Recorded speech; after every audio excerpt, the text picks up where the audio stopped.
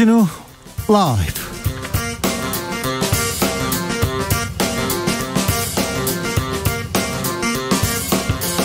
2021년 8월 9일 월요일입니다. 안녕하십니까, 주진우입니다. 이재용 삼성전자 부회장의 가석방 여부가 곧 결정됩니다. 가석방과 사면을 두고 그동안 정치권, 재계, 시민사회 의견이 서로 엇갈렸는데요. 이재용 부회장은 국정농단 사건으로 징역 2년 6개월을 선고받고 수감된 상태입니다. 이 부회장은 경영권 불법 승계와 프로포폴 불법 투약 혐의에 관련해서 재판이 남아있는데요. 관련해서 경실련 재벌개혁위원장 박상인 교수와 이야기 나눠보겠습니다.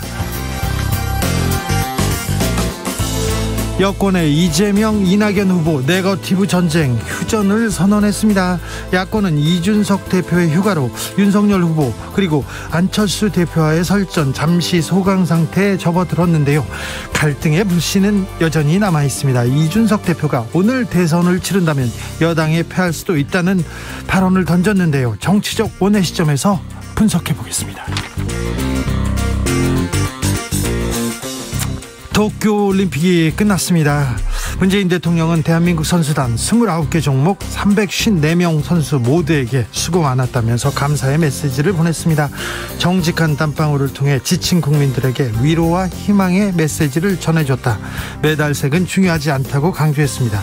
국민들 역시 1등만 기억하지 않았습니다. 승패를 떠나서 열정과 감동을 준 선수들에게 박수를 보냈습니다. 도쿄올림픽 외신은 어떻게 평가하고 있는지 김은지 기자와 정리해 보겠습니다.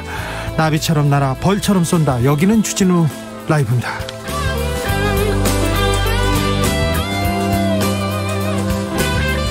오늘도 자중자애, 겸손하고 진정성 있게 여러분과 함께하겠습니다. 오늘부터 백신 예약 순서에 맞게 준비해야 합니다. 만 18세부터 49세 애청자분들 손 들어보세요.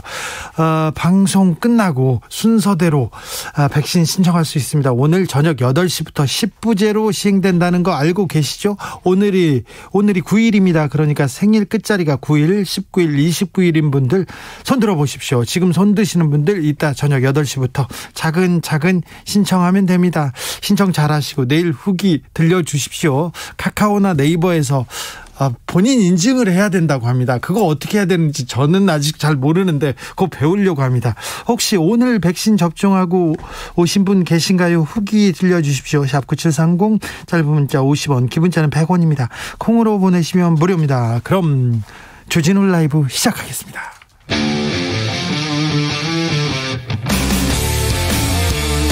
탐사보도 외길 인생 20년. 주 기자가 제일 싫어하는 것은?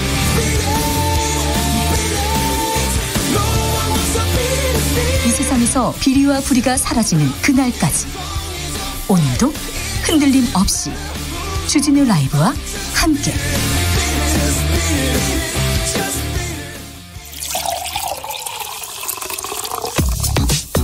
진짜 중요한 뉴스만 쭉 뽑아냈습니다. 줄 라이브가 뽑은 오늘의 뉴스 주스.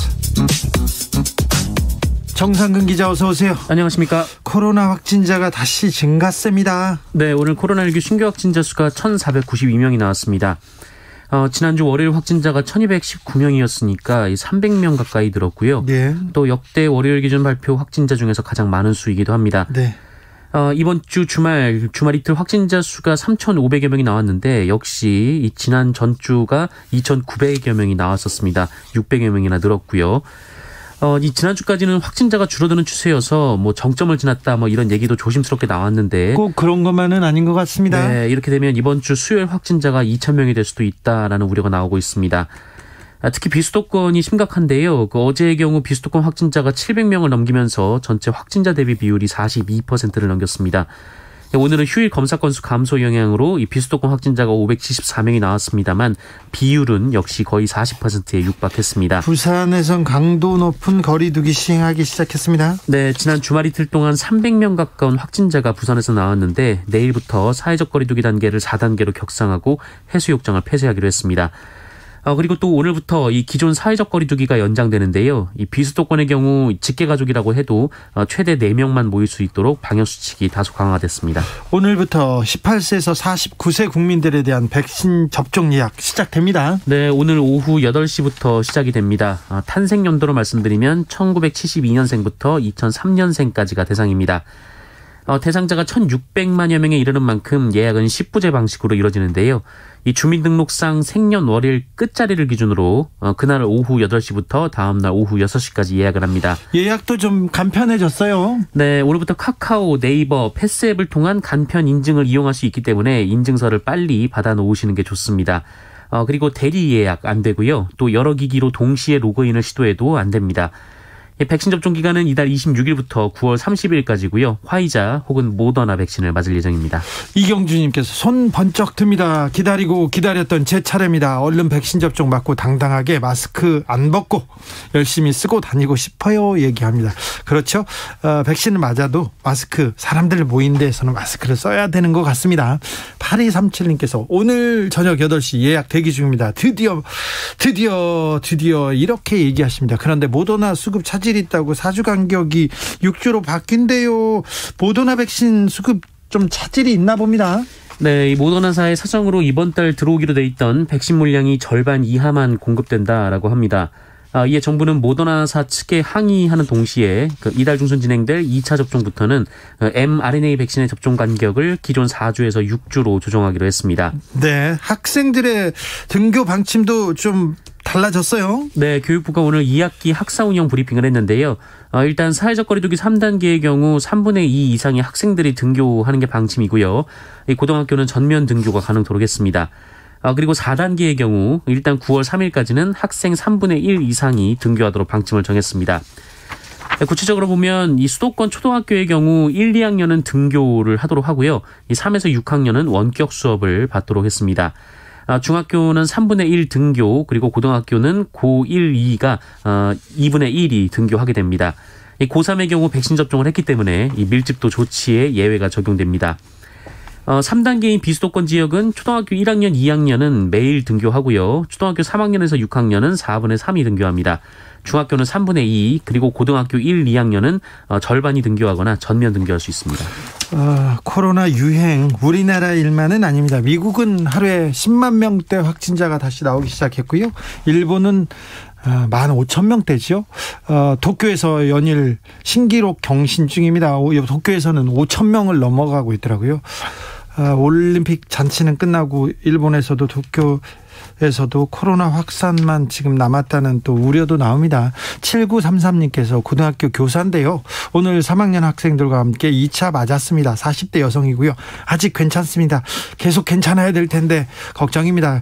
괜찮을 거예요. 네, 6824님, 부산은 내일부터 4단계로 모든 해수욕장이 폐장한답니다. 참 슬픕니다. 우리 조금만 노력해서 이놈의 코로나 이겨버립시다. 언론의 역할도 중요하다고 생각합니다. 언론의 역할 매우 중요합니다. 정치권 소식으로 가겠습니다. 이준석 국민의힘 대표와 윤석열 후보 좀 갈등이 계속됩니다. 깊어지는 것 같아요. 네, 지난 금요일 TV조선에서 윤석열 후보 측의 핵심 인사가 다른 후보에게 이 당에서 마련한 봉사활동 행사를 보이콧하자 이런 제안을 했다는 보도가 나왔습니다. 예.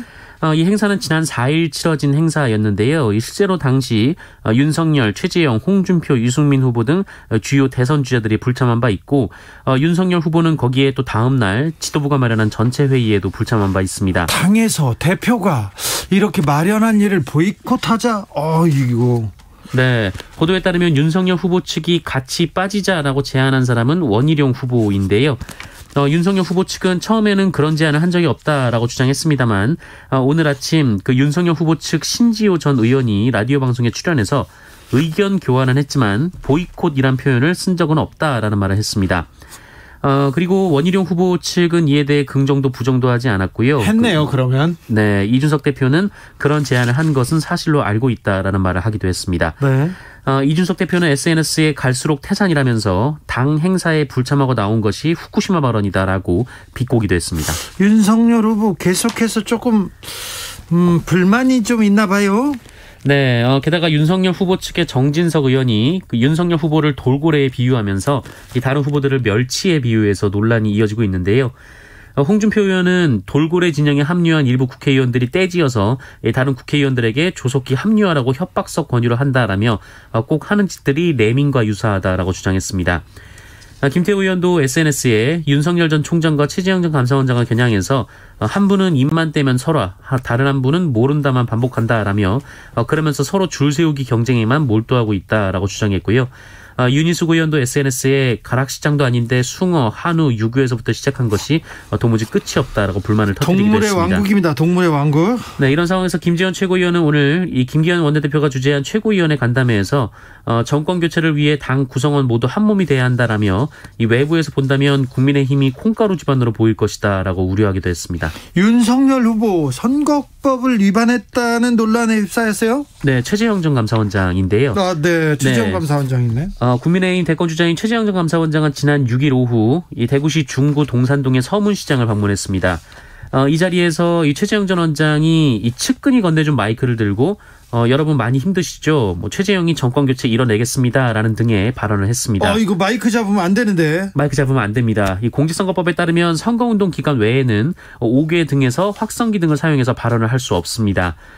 게다가 단순히 어느 행사에서 한 인사말이 아니라 이 공개된 장소에서 불특정 다수에게 마이크를 사용했으므로 이 선거법 위반 소지가 있다라는 지적이 나오고 있습니다. 아니 저도 이거는 선거법 위반이라는 걸 아는데 판사 출신 최재형 후보가 몰랐다니요. 이거 참 걱정이네요. 네, 게다가 최재형 전 원장은 원래 이 대구시당 기자간담회에서 코로나19 확산 때문에 서문시장을 방문하지 않겠다라고 했다가 또 방문을 해서 논란이 됐습니다. 사람 많이 모이는데 가면 안 된다 이렇게 하나요?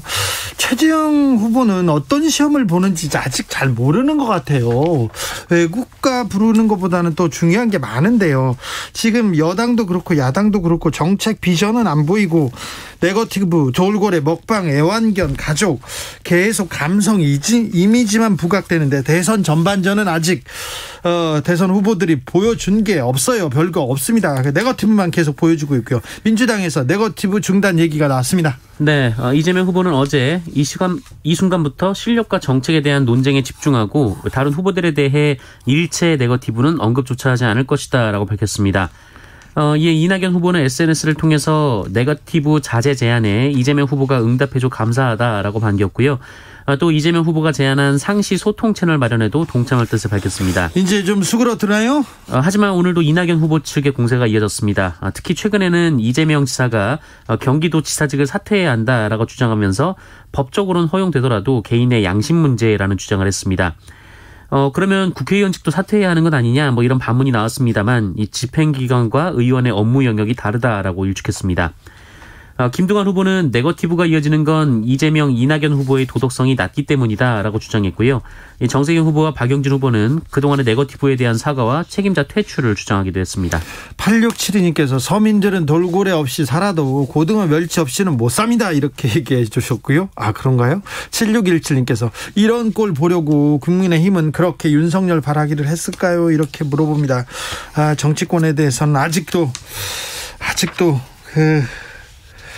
네거티브 이런 좀 부정적인 뉴스만 저희가 보도하게 되네요. 계속 보여주고 있네요. 배우자를 폭행한 혐의를 받고 있는 이정훈 강동구청장 형사처벌은 면했다고요? 네, 서울 송파경찰서는 오늘 이 가정폭력범죄 처벌 등에 관한 특례법 위반 혐의를 받는 이정훈 구청장 사건을 가정보호 사건 의견으로 검찰에 송치했다고 밝혔습니다. 이 가정보호 사건이란 가정폭력 범죄 중 형사처분보다는 접근금지나 사회봉사 및 수감명령 같은 보호처분이 필요하다고 판단되는 사건을 말하는데요. 형사처분은 아니기 때문에 범죄 전력이 남지 않습니다. 죄질이 좀 낮다고 이렇게 생각하나요? 네, 이정훈 구청장은 지난달 15일 밤 8시 30분쯤 이 송파구의 한 아파트 주차장에서 배우자의 행동을 제지하려다 손목을 잡아 비트는 등 폭행한 혐의를 받았고요. 작년에는 주먹으로 이렇게 때렸다면서요? 네, 지난해 7월에 있었던 일입니다. 하지만 피해자가 처벌 불원서를 냈고 이 사건을 가정보호 사건으로 처리해달라라는 의사를 밝혔다고 하는데 경찰은 피해자 의사를 존중해서 이 같은 결정을 내렸다고 밝혔습니다. 이정훈 강동구청장은 아내를 폭행한 혐의로 아무튼 조사를 받고 있습니다. 한미연합훈련이 예정대로 시작될 모양입니다. 네, 내일부터 한미군 당국의 이 한미연합훈련 사전연습이 시작됩니다. 북한 김여정 노동당 부부장 담화 이후 논박이 오갔습니다만 한미양국은 예정대로 연합훈련에 돌입하기로 했습니다. 이번 사전연습은 합동참모부가 주도하고요. 국지도발이나 테러 등과 같은 위기 상황을 상정하고 전쟁으로 사태가 확산되는 것을 막는 프로세스를 연습할 계획입니다. 다만 코로나19 확산 상황 등을 고려해서 전투참모단의 증원 인력을 편성하지 않는 등 전반기 훈련 때보다 훈련 참여 인원이 줄어들 것으로 보입니다. 이재용 삼성전자 부회장에 대한 가석방 심사가 시작됐습니다. 지금 진행되고 있습니다. 네, 그렇습니다. 오늘 오후부터 관련해서 회의가 진행이 되고 있습니다.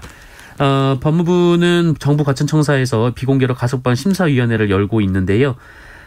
이재용 부회장은 지난달 말 기준으로 형기의 60%를 채운 데다 모범수로 분류돼서 이미 예비 심사를 통과한 바 있습니다. 형기 80% 미만인 그 수용자 중에 가석방 확률은 0.3% 정도 된다고 합니다.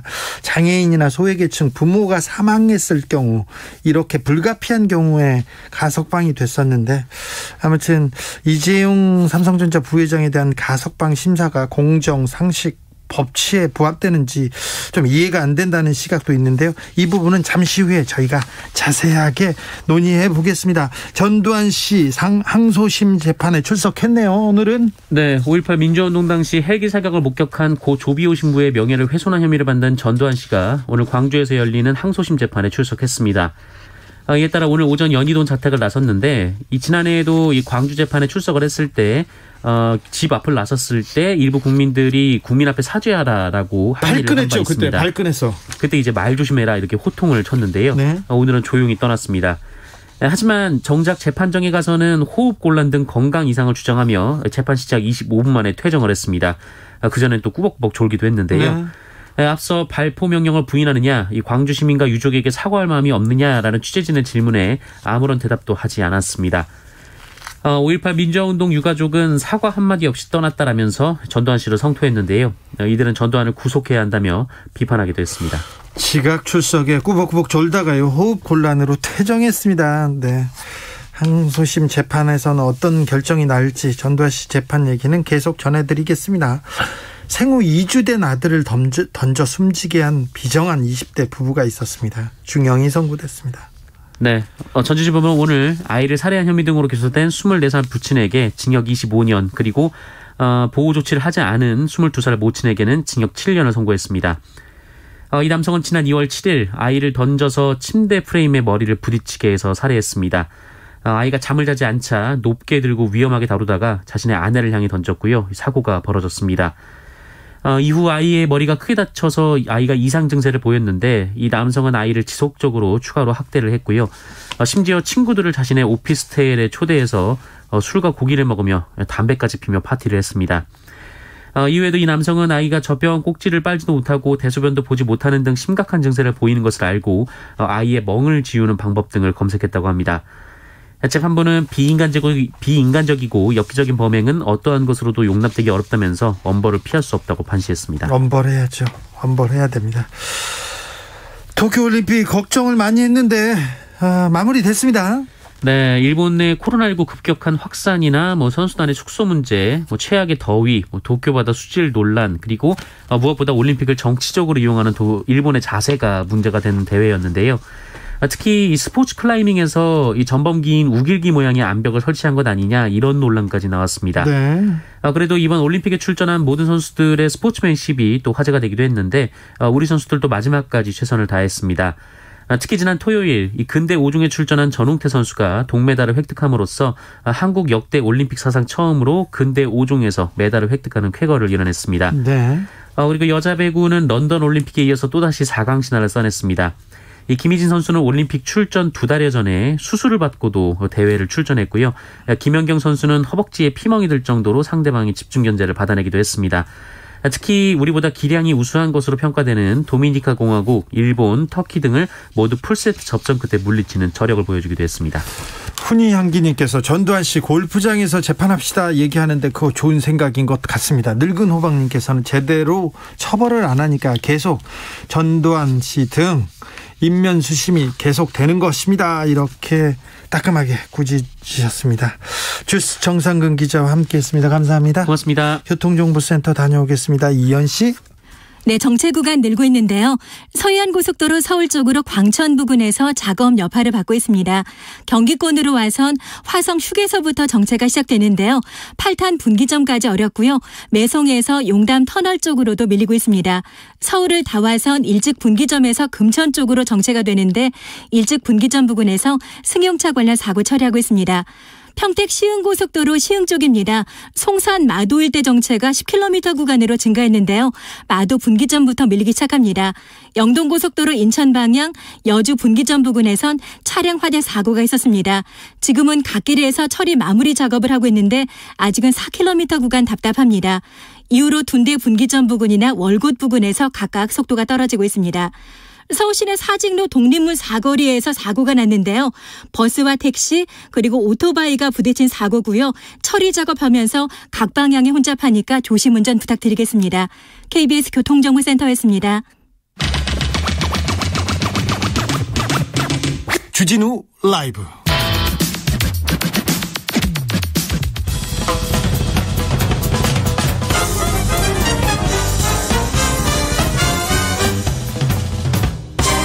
훅 인터뷰. 모두를 위한 모두를 향한 모두의 궁금증 훅 인터뷰. 이재용 삼성전자 부회장의 가석방 여부 곧 결정됩니다. 법무부 가석방 심사위원회는 헌법과 법률에 따라서 심사하겠다고 했는데요. 가석방 심사위원회 9명의 의원들 어떤 결정을 내릴까요? 결정에 따라서 어떤 영향을 미치게 될지, 이 부회장 남은 재판들은 어떻게 되는 건지 두루 짚어보겠습니다. 경실련 재벌개혁위원장, 박상인 서울대 행정대학원 교수, 안녕하세요. 네, 안녕하십니까. 교수님, 오늘 지금 이 부회장에 대한 가석방 심사위원회 열리고 있습니다. 어떻게 네. 전망하시는지요? 네, 가석방 심사위원들 이야기한 것처럼 헌법과 법률에 따라서 심사를 한다면 당연히 가석방이 주어지지 않아야 된다고 생각합니다. 아, 그래요? 네, 그럼에도 불구하고 지금 사실 가석방 심사 대상에 올라갔다는 것 자체가 사실 헌법과 법률에 따라서 생각하면은 이게 있을 수 없는 일인데요. 네. 근데 올라갔다는 것 자체 때문에 가석방 결국은 하지 않을까라는 의심은 듭니다. 있을 수 없는 일이라니 왜 그렇게 말씀하시는 건지요? 그래서 가석방 제도 자체를 한번 생각해 보시면은요. 네. 이게 이제 보통 적용 대상이 모범 수용자 중에서 또 생계형 범죄자라든지 네. 노인이라든지 이런 분들을 위해서 시행하고 있는 제도입니다. 네. 이것을 이른바 사회 지도층 범죄에서는 가석방을 원칙적으로 배제한다는 것이 역대 정부가 지켜왔던 원칙들입니다. 그렇죠. 박근혜 정부까지 포함해서요. 네네. 그런 네. 측면에서 보면은 이재용 부회장이 가석방 심사 대상으로 갔다는 것 자체가 좀 납득이 되지가 않는다는 말씀을 먼저 드리고 싶고요. 예. 그리고 이제 적절성에 대해서 보면은 예를 들어서 지금 이재용 부회장이 삼성물산 제일모직 합병 관련한 분식회계 그리고 주가 조작 재판을 받고 있지 않습니까? 예. 프로포폴 재판도 있고요. 네, 마약 투약 혐의 재판도 있습니다. 특히 첫 번째 그 재판 같은 경우는 지금 감옥에 가 있는 그 뇌물을 준 그 범죄 행위와 관련이 있는 재판입니다. 예. 이재용 부회장으로 승계 과정에서 일어났던 그런 분식회계 주가 조작 그리고 최고 권력자에게 뇌물을 준 관련성 있는 재판이 진행 중인데 가석방을 준다는 것은 사실 상식적이지 않고요. 제가 알기로 우리나라든지 전 세계 어디에서나 이런 경우에 가석방을 허락한 경우는 없다고 알고 있습니다. 아, 그래요? 국제적으로도 이런 일은 없습니까? 국제적으로 당연히 없죠. 지금 우리 재벌에 대한 사법 특혜라는 것이 너무나 비정상적이고요. 사실 우리 사법부가 어디를 갔어도 이것 때문에 한국에 정말 사법 정의가 있느냐라는 이야기를 듣고 다들 말을 제대로 못한다 이런 고백을 제가 전에 대법관 하셨던 분한테 들은 적이 있습니다. 예. 8338님께서 이재용 삼성전자 부회장 무조건 석방해서 국가 경쟁력으로 키워야 합니다. 이재용 부회장이 국가 생계를 책임지고 있다. 이렇게 주장하는 언론과 사람들도 좀 있습니다. 많습니다. 네.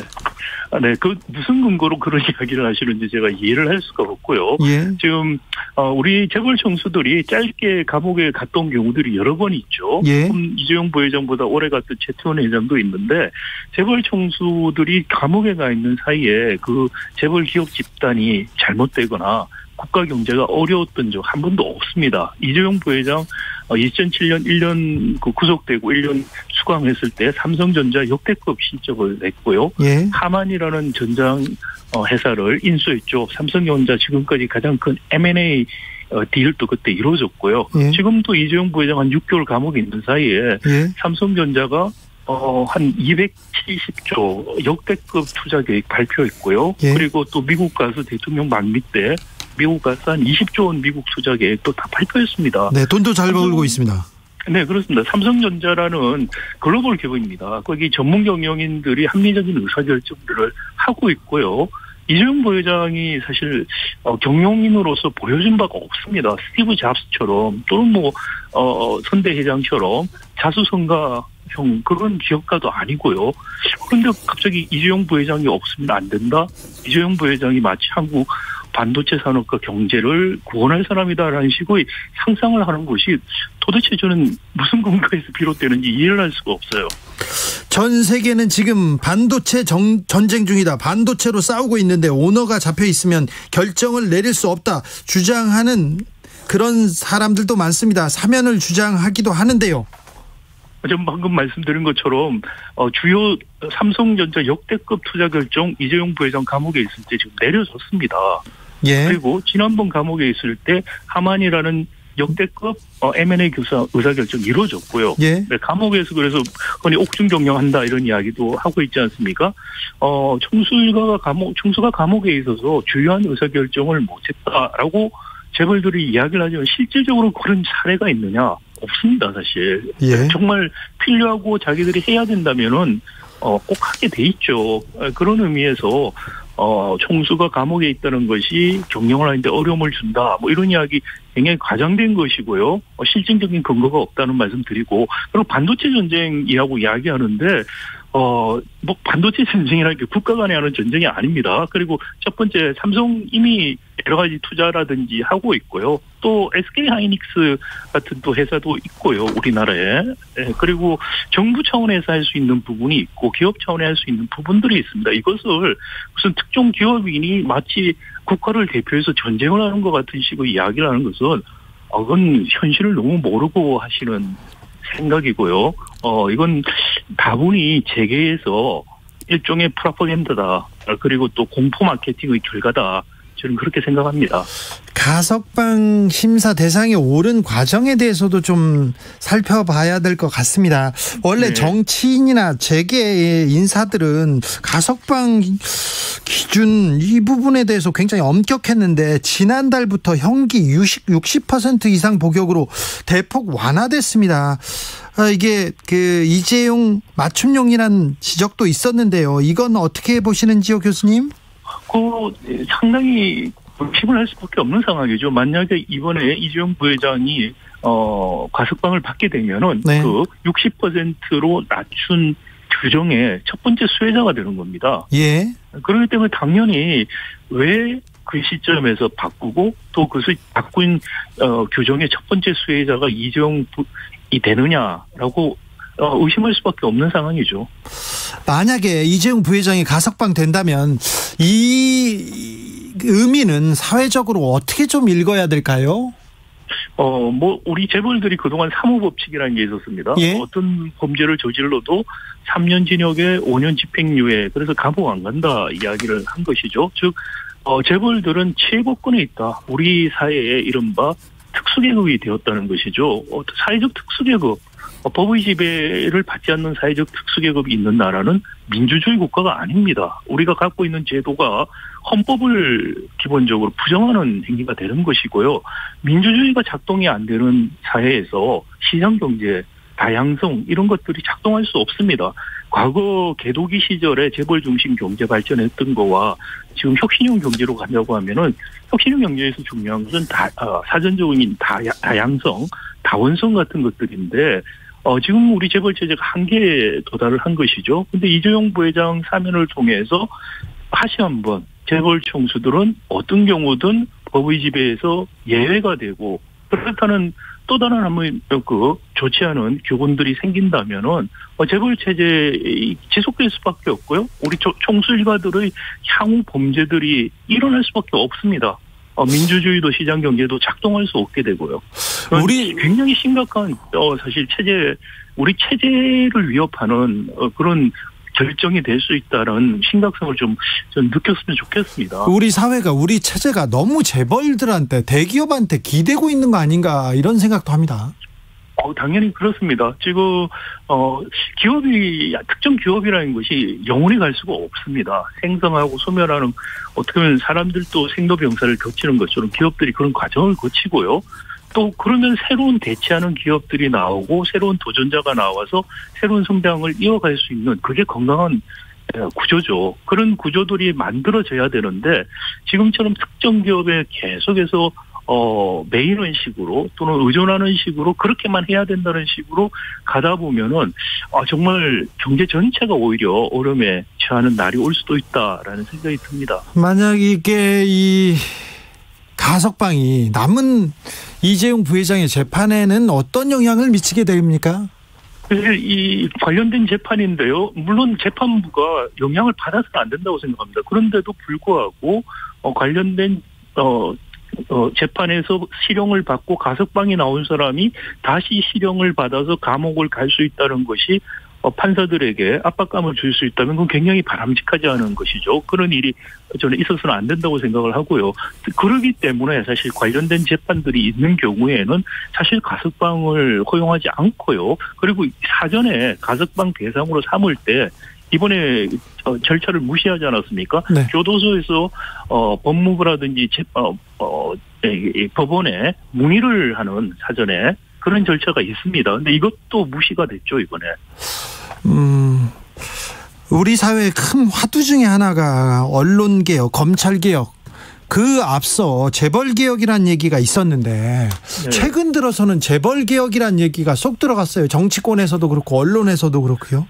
저는 문재인 정부의 가장 잘못한 점이 이 점이라고 생각합니다. 물론 우리 정치개혁, 검찰개혁 중요합니다. 그런데 더욱 근본적인 우리 경제, 사회 구조를 결정지어주고 있는 재벌개혁이 같이 가지 않으면은 네. 지속 가능하지 않고요. 이런 정치적인 개혁이라는 것들이 근본적인 이런 개혁이 어렵습니다. 그럼에도 불구하고 촛불시민 혁명에서 집권한 문재인 정부는 그럴 수 있는 모멘텀도 있었고요. 국민들의 열의가 있었습니다.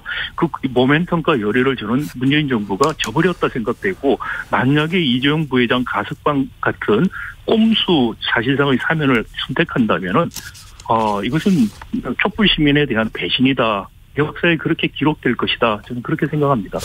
이재용 부회장의 사면과 가석방을 위해서 뛰는 언론 이렇게 비판받기도 합니다. 이재용 부회장을 둘러싼 언론 보도는 어떻게 보고 계시는지요? 우리 언론이 그동안에 재벌들에 대해서 너무나 특히 재벌 총수 일가에 대해서 편향된 보도를 많이 하고 있습니다. 두 가지 이유가 있겠죠. 첫 번째는 많은 경우에 특히 신문사 같은 경우에 광고 수입이 재벌들에게서 의존하는 경우가 굉장히 높습니다. 그리고 예. 언론인들 같은 경우에 한 40, 50대 이직할 때 재벌 관련된 쪽으로 이직하는 경우도 많습니다. 이른바 자기 커리어 컨선이라는 네. 그 때문에 이런 일들이 벌어지죠. 이건 궁극적으로 우리 경제력 집중의 문제죠. 재벌이 우리 사회의 경제 자원을 너무 많은 부분을 통제하다 보니까 언론인, 법조인, 관료들 그 다음에 이 직장 다음에 이직해서 무엇을 할까 할 때 네. 재벌과 척을 져서는 살기가 쉽지 않다. 재벌한테 잘 보여서 그러면 살기 편해진다. 라는 학습이 되어 있습니다. 네. 이것을 끊으려면은 지나친 경제력 집중을 풀어줘야 돼요. 그래야지 민주주의가 작동이 되고요. 또 이것이 풀려야만 새로운 도전할 수 있는 기회들이 와서 정말 혁신 성장이 가능하고 하나의 기업에 의존하는 이른바 원펌 이코노미가 아니고요. 새로운 수많은 혁신들이 일어나면서 경제 활력이 생길 수 있는 불평등의 문제, 저성장의 문제가 사실 구조개혁을 통해서 한꺼번에 해결될 수가 있고 그렇게만 해결될 수가 있다고 저는 생각합니다. 네. 저는 그러려고 노력 많이 했는데요. 그런 기사도 많이 썼는데요. 네. 송대현님께서 총수가 감옥에 가서 경영에 문제가 있다면 사면이 아니라 총수 자리를 사퇴하는 게 맞는 겁니다. 얘기하셨고요. 잔소리님께서 이재용 총수에게 감정 없습니다. 그냥 법 형평성 문제입니다. 이렇게 얘기하는데 오늘 2시부터 가석방 심사위원회 열리고 있습니다. 아직 결과가 나오지 않고 있는 걸 보면 고심하고 있다는 증거입니까? 고심하는 척하는 증거입니까? 네, 결과 나오면 알겠죠. 그리고 무슨 이유를 들어서 어떤 결정을 내리는지에 대해서 이야기하면 이야기가 나오면 그때 판단이 될 거라고 생각합니다. 네. 다만 우리 법조인들이 정말 헌법과 법률이라는 말을 입에 발린 소리 하지 말고 정말 헌법과 법률에 따라서만 판단을 해서 좀 뭔가 바뀌었고 뭔가 우리 사회가 앞으로 나갈 수 있다는 희망을 좀 주길 바라고요. 한 가지 제가 정말 덧붙이고 싶은 것은 특히 민주당 대통령 후보 경선이 이루어지고 있는데 네. 재벌개혁이라든지 경제민주화에 대한 논의가 거의 없습니다. 네. 이거는 정말 퇴행을 하고 있다고 생각이 되고요. 네, 그 목소리가 안 나와요. 네, 이번에 이재용 부회장 가석방 이 논쟁을 계기로 해서 민주당 내에서 후보자들 사이에서 경제민주화와 재벌개혁 문제에 대해서 심각한 토론이 저는 이루어져야 된다고 생각하고요. 그런 토론이 이루어지도록 우리 국민들이 요구를 해야 된다 생각합니다. 알겠습니다. 오드리님께서 저도 삼성 주식 많지만 이재용은 원칙적으로 법에 따라야 됩니다. 이렇게 얘기하셨고 9553님께서 단 한 번도 평등한 적이 없는데 법이 그런데 법인데 평등 얘기하지 맙시다. 이런 지적하신 분도 있었습니다. 지금까지 박상인 서울대 행정대학원 교수였습니다. 감사합니다. 네, 감사합니다.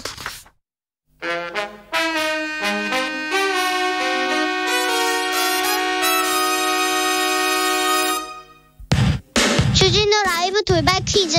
오늘의 돌발 퀴즈는 주관식입니다. 문제를 잘 듣고 정답을 정확히 적어 보내주세요. 오늘의 문제. 코로나 시대에 열린 2020 도쿄하계올림픽이 대단원의 막을 내렸습니다.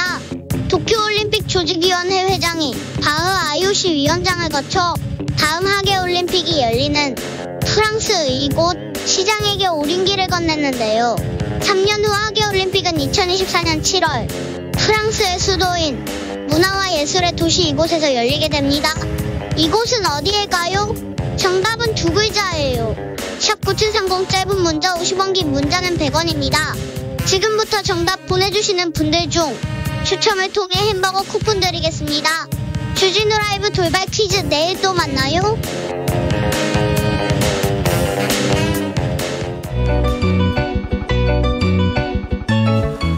한층 날카롭다. 한결 정확하다. 한편 세심하다. 밖에서 보는 내밀한 분석 정치적 원의 시점. 오늘의 정치권 상황 원외에서 더 정확하게 분석해드립니다. 김용남 전 자유한국당 의원 어서 오세요. 네, 안녕하세요. 호기심 천국 김용남입니다. 최민희 전 더불어민주당 의원 어서 오세요. 안녕하세요. 불굴의 희망 최민희입니다. 불굴의 희망 최민희 의원 오셨습니다. 호기심 천국 김용남 의원 너무 귀여운 거 아닌가요? 김용남 의원. 3116님께서 척하면 척이죠. 지금 척하고 있을 겁니다. 무슨 얘기인지 아세요? 이재용 가석방을 위해서 지금 가석방 심사위원회에서 척하면서 연기하고 있을 거라는 우리 애청자의 지적인데요. 이재용 부회장 가석방 될 것 같습니까? 우리 법조인 김용남 의원님께서 먼저. 가끔 보면 왜 중요한 형사사건 구속영장이 청구된 경우 있잖아요. 예? 그럼 법원에서 그 날을 넘겨서 그 다음날 새벽에 꼭 그래요. 발부나 기각 여부를 발표를 해요. 고민했다, 고심했다 이렇게. 네. 근데 아무리 봐도 결론 그렇게 오래 걸릴 것 같지 않은데 네. 꼭 그 다음날 새벽에 발표하거든요. 예. 그 이재용 부회장의 가석방 여부도 거의 그런 거하고 유사한 거 아닌가 싶어요. 뭐 이렇게 계속 시간을 끌 이유가 있을까 싶은데요. 네. 시간을 끌어서 어떻게 가석방이 된다고 보십니까? 저는 가석방이 될 것 같습니다. 진지하게 고민했다. 결론을 도출하기 위하여 그런 모습을 보여주고 있다는 점에서 아까 척하고 있는 거 아닌가? 네. 라는 그 댓글에 동의가 됩니다. 그리고 네. 지금 분위기는 단지 정부, 그러니까 법무부 차원이 아니라 모든 언론이 우호적인 것이고 언론이 조성했다고 볼 수도 있다고 보는데 여론이 이재용 가석방에 대해서 굉장히 우호적이에요. 네. 70%가 넘는다고 뭐 우호적인 여론이 70%가 넘는다고 이렇게 하는데 한 사람의 가석방에 사면에 이렇게 높은 지지율은 좀 보기 드물어요. 저는 일정하게 언론이 밑자락을 깔았다고 생각하고 그 언론의 밑자락이 삼성의 광고 혹은 홍보비와 무관하다고 생각하지 않습니다. 그런데 정부에서도 여론은 그렇다고 해도 이게 법과 상식에 반하면 안 해야 될 거 아니에요. 그러니까 지금 이게 사실은 가석방 심사위원회에서 심사를 하고 있다는 거 아닙니까? 네. 근데 우리가 지켜봐 온 바 모든 위원회는 여론에 굉장히 민감하게 반응을 하는 것 같았습니다. 네. 그리고 저는 법적인 기준, 이건 김영남 의원께 저도 여쭤보고 싶었는데 일반적인 그 형사사범에 있어서 가석방 요건이 80% 아니었나요? 80%가 넘죠. 80% 미만으로 가석방된 경우는 지금까지 역대 확률로 보면 0.3%랍니다. 네, 근데 지금 60% 된 거잖아요. 이재용 부회장은. 아니 그 법적 형식적 요건은 넘긴 거로 알고 있고 그거보다 실제로 가석방 여부를 결정할 때 기준은 말씀하신 대로 조금 더 높거든요. 보통 뭐 85% 내지 90% 정도를 복역했을 때 가석방 심사 대상에 들어가는 경우가 대부분인데 제가 보기엔 글쎄요. 문재인 정부가 언론 영향을 그렇게 많이 받았었나요? 그렇다면 원전 포기에 대해서 반대 언론 내지는 여론이 훨씬 높은데도 그거 안 들었잖아요. 그러니까 제가 보기엔 갑자기 언론이나 여론 핑계를 대고 사실 결론이야 뭐 정부에서 내는 거지. 자, 김영남의 드립을 나왔습니다. 원전으로 넘어가요. 원전에 관련하여 그렇게 단순하게 포기했다 이렇게 말씀하시면 곤란한 게 이게 60년에 걸쳐서 서서히 원전은 폐기되어 가고 그 사이에 각종 신재생 에너지 등을 각종 대책을 세우는데 60년이 걸려요. 그러니까 그거를 원전 포기를 단기간에 한 것처럼 그거는 의원님께서 잘못된 언론 보도에 당하신 거예요. 그 월성 1호기는 사실은 수천억을 들여서 그 개선을 했죠. 그리고 더 충분히 수십 년을 더 돌릴 수도 있었는데 경제성 평가를 조작해 가면서 그거를 이제 폐쇄를 했어요. 그래서 지금 기소돼서 재판받고 있는 사람들도 있는 거고 그 윗단으로 더 올라가지는 못했습니다만 그게 사실상 원전 포기죠. 지금 문재인 정부 들어서 원자력 공학과 전부 미달라고 그거 전공하던 석박사 과정 다 중도 전공 바꾸고 그랬잖아요. 아니 의원님 월성 원전은요 이미 설계 수명이 지난 지 오래돼서 한 번 그 설계 수명을 넘어서 연장을 했어요. 그리고 또 연장하려다가 지금 중단된 그런 상황이었었고요. 그리고 지금 경제성 평가 얘기를 하시는데 그게 맞습니다. 경제성 평가만으로 원전을 세울 수 없어요. 세우거나 가동할 수 없어요. 종합평가를 해야 되는 거거든요. 자, 원전 얘기는 여기까지 하겠습니다. 왜 갑자기 원전으로 들이고는 했죠? 의원님이 시작했어요. 아니요. 3941님께서 이재용 부회장은 삼성을 위해 죄 지은 게 아니고 자신의 이익을 위해서 죄를 지었습니다. 그런데 가석방을 해야 하나요? 법은 만인의 평등해야죠. 2101님께서 언론의 가스라이팅 이재용 사면 아닙니까? 얘기합니다. 3116님께서는요. 지금 이재용 씨 옷 갈아입고 오늘 저녁 먹을 식당 예약 끝나 있을 겁니다. 옳든 그르든 세상은 그래요. 그냥 그런 겁니다. 얘기하면 다른 얘기로 넘어가겠습니다. 저 김용남 의원한테 물어보고 싶었습니다. 윤석열 전 총장이 박근혜 전 대통령 불구속 수사하려고 했다. 그런데 특검에서 이렇게 생각했는데 검찰에서 그냥 구속하더라. 이런 얘기를 하는 거, 이런 발언 검찰에서 있었던 내용을 가지고 지금 정치인대에서 하는 발언 어떻게 보셨어요? 별로 그렇게 적절해 보이지는 않죠. 물론 이제 수사하는 사람이 본인 판단은 누구나 다 있어요. 그렇죠. 이 사건은 네. 어디까지 어떤 방식으로 아니면 누구는 구속, 불구속 기준도 본인이 정할 수 있고. 근데 이제 그걸 결정하는 과정에 있어서 나는 이랬는데 누가 했다. 그거를 드러내는 건 사실은 그렇게 적절하지는 않죠. 네. 그러니까 가지 말아야 될 길을 가니까 저런 행동도 하는 겁니다. 무슨 문재인 정부의 검찰총장이 국민의힘에 가서 대권 후보가 되려고 합니까? 그거부터 잘못된 거고요. 그리고 친박표 국어를 위한 이건 비겁한 자기 변명에 불과하다고 봅니다. 문재인 정부의 검찰총장을 제1야당의 대선 후보로 만들어준 사람들이 민주당 분들입니다. 사실은 추미애 전 장관이 가장 큰 역할을 했고 여러 사람이 있습니다만 오죽하면 그렇겠어요. 네, 이게 저는 사표 내는 것까지는 할 수 있다고 생각합니다. 차이가 드러날 수 있어요. 정책에 대한. 그런데 문재인 정부에 반대해서 사표를 내는 것과 제1야당으로 넘어가서 정치를 하는 건 전혀 별개의 사안이라고 생각하고 그렇기 때문에 윤석열 후보의 행태를 보면 결국은 정파적으로 국민의힘에 가기 위한 밑자락으로 조국 전 장관 관련한 수사도 하고 여러 가지 편파 수사를 했다는 이 논란을 피하기 어렵다고 봅니다.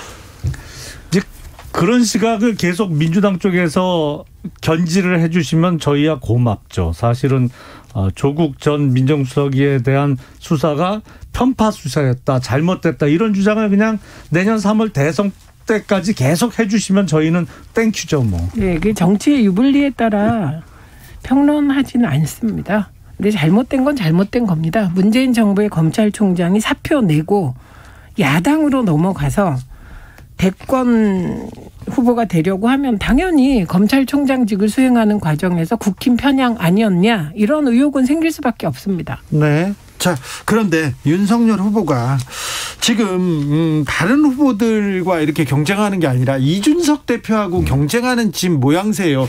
이건 좀 예상 외입니다. 처음 보죠, 이런 거는. 네.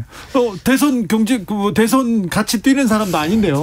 사실은 대선과 같은 큰 정치적인 이벤트 내지는 변곡점을 앞두고서는 그래서 당대표는 관리형 대표가 돼야 되는 거예요. 예. 그게 맞습니다. 네.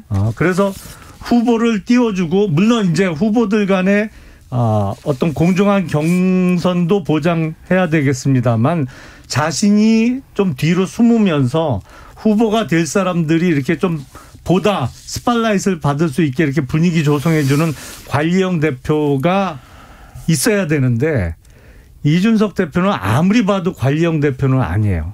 일단 관리 능력이 있는지가 대단히 의심스러워요. 예. 왜냐하면 어디 조직에 속해서 일을 해본 적도 없고 본인이 어떤 장사가 됐던 사업이 됐던 뭘 해본 적이 없거든요. 그러니까 네. 관리 능력을 키울 수 있는 기회가 없었어요. 두 번째는 관리 의지는 없어 보여요. 본인이 관리자로 머물고 싶어 하지 않는 것 같아요. 그게 중요한 포인트 같아요. 두 번째는 확실해 보여요. 네네네.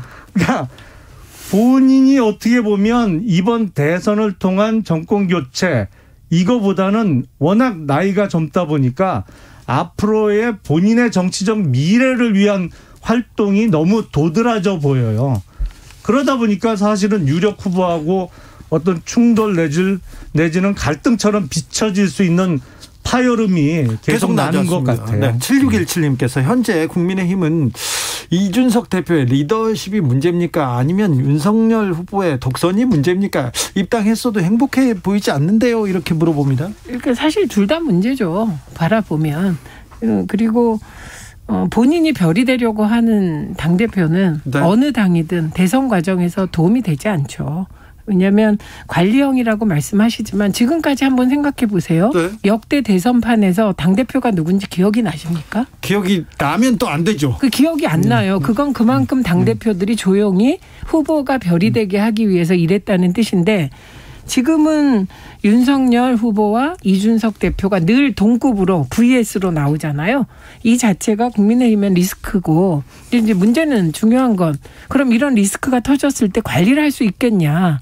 지금 이게 중요한 거잖아요. 네. 그래서 이 부분에 대해서는 우선은 이제 지금까지의 감정적인 갈등에 대해서는 그건 뭐 안 없어지거든요. 그러니까 휴전해야 돼요. 사람의 감정은 그걸 없애라 그럼 없애지나요? 남죠. 그래서 그런 거 다 접고 휴전하고 그리고 이준석 대표가 좀 조용해지시는 것이 저는 선행돼야 된다고 봅니다. 쉽지 않아 보이는데요. 쉽지 않을 것 같은데요. 제가 봐도 쉽지 않아요. 네. 지금 이준석은 자기의 재기 발랄함으로 여기까지 왔다고 생각하니까 굳이 자기 스타일을 꺾지는 않겠죠. 0414님께서 어리다고 얕보는 꼰대들이 문제 아닌가요? 이런 분들도 있나 봐요. 그러니까 양쪽 다 문제이고 예. 이게 다 사람이니까 그래요. 윤석열 후보도 사람이니까 저런 행동을 하게 되는 거거든요. 네. 그래서 지금 국민의 당과의 입당 과정에서도 대표가 나서서 제가 보기에는 정말 해서는 안 된 말을 막 쏘는 게 그게 언론의 주목은 받을지 몰라도 그 통합에 좋겠습니까 그런 게? 그래서 네. 계속 대변인을 그 경쟁으로 뽑았잖아요. 배틀로. 그럼 네. 대변인들이 말할 기회도 좀 주시고 네. 대표는 좀 뒤로 물러나 있어야 되는데 이 점이 지금은 사실은 더 본질적인 문제가 되어버렸다. 근데 국민의힘에서 대표 리스크가 계속 나오는데 민주당은 어떤지 잠시 쉬었다 6시에 민주당 휴전 선언 잘 될지 이 부분은 살펴볼까요? 6시에 뵙겠습니다.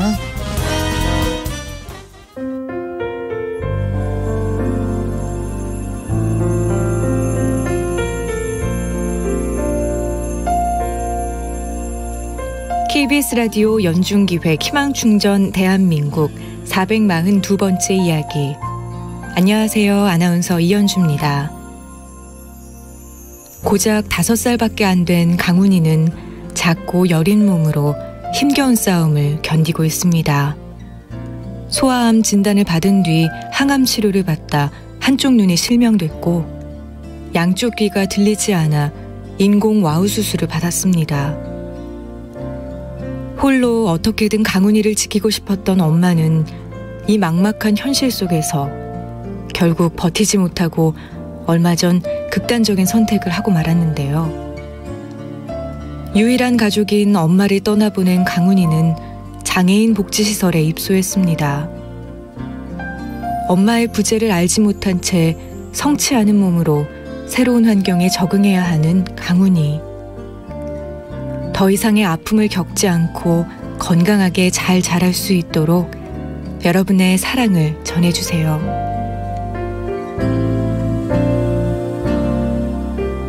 코로나19 여파로 사례자와 취재팀의 안전을 위해 사연으로 대신 전달합니다. 여러분의 따뜻한 손길이 희망의 빛이 됩니다. ARS 060-700-1580 060-700-1580 한 통화 3,000원으로 희망을 선물해주세요. KBS 라디오 연중기획 희망충전 대한민국은 초록우산 어린이재단, 인탑스 주식회사 그리고 청취자 여러분과 함께합니다. ARS 060-700-1580 한 통화 3,000원입니다.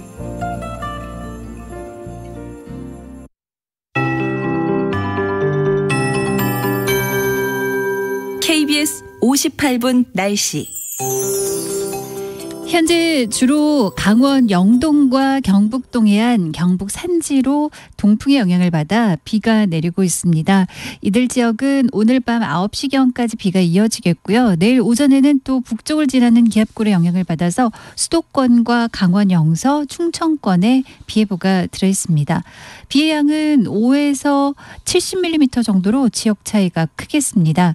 그리고 내일과 모레까지도 이렇게 남부 내륙 중심으로 강한 소나기가 지나거나 내일은 또 수도권으로 이렇게 아침녘에 비가 오겠고요. 남해 동부 해상과 동해상은 지금 비가 내리는데 동풍의 영향을 받아서 그렇습니다. 게다가 바닷길도 지금 거센 물결 때문에 풍랑특보 내려져 있는 곳이 많은 상황이라서 동쪽 지역은 각별히 주의를 하셔야 되겠습니다. 지금 풍랑특보뿐만 아니라 남해 동부 해상과 동해상 풍랑특보 또 동해안과 울릉도 독도에는 폭풍해일특보 특보가 발효 중입니다. 물결이 매우 높은 상황에서 남해안 또 제주 해안, 동해안은 너울이 유입되고 제주도 해안과 남해안은 천문조가 더해지겠습니다. 바닷길 이용에 참고하시고요. 이제 기온이 내일부터 조금씩 떨어지겠습니다. 내일은 말복이기도 한데요. 서울, 대구, 강릉 낮 기온 30도 선, 세종, 광주, 제주 31도 선으로 아직 폭염주의보 남아있지만 그래도 조금은 덜해지겠습니다. 최영우였습니다.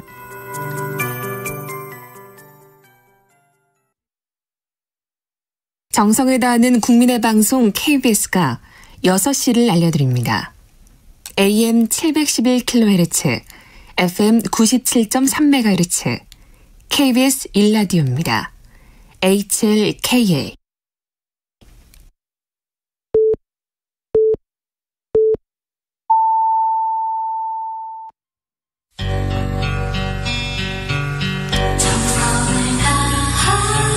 정성을 다하는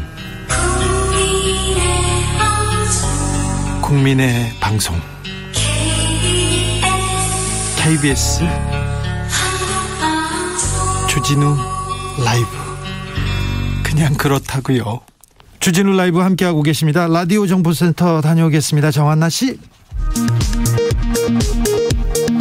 6개월 공백 끝에 정현주 전 KBS 사장이 제5기 방송통신심의위원회 위원장으로 선출됐습니다. 정 위원장은 취임사에서 밖으로부터 그 어떤 압력도 막아내 위원회의 정치적 독립성과 심의 업무의 중립성을 지키겠다고 밝혔습니다. 외교부는 왕이 중국 외교 담당 국무위원 겸 외교부장이 한미연합훈련 반대 입장을 공개적으로 표명한 것과 관련해 한미연합훈련은 방어적 성격의 연례훈련으로 한미 양국이 동맹 차원에서 결정할 사안이라고 밝혔습니다.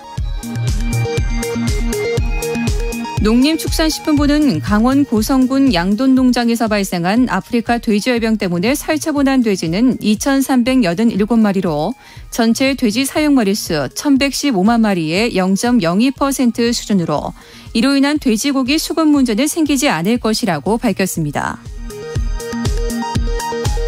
고 최숙현 선수에게 가혹행위를 한 혐의로 기소된 경북 경주시청 트라이애슬론팀 감독 등에 대한 항소심에서 1심과 같이 김 감독에게 징역 7년, 주장 장윤정 선수에게 징역 4년, 김도환 선수에게 징역 1년에 집행유예 3년이 각각 선고됐습니다.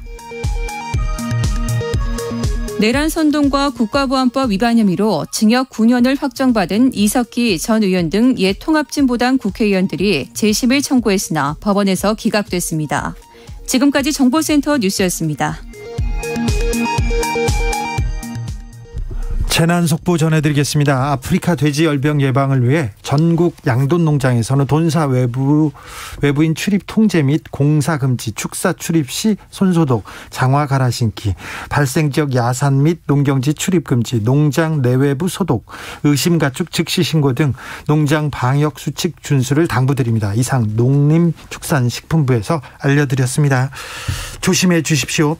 6010님께서 김용남 의원님 국민의힘 과연 최고의 패널이십니다. 존경받으실 자격이 있습니다. 김용남 의원의 지금 팬이 계속해서 늘고 있습니다.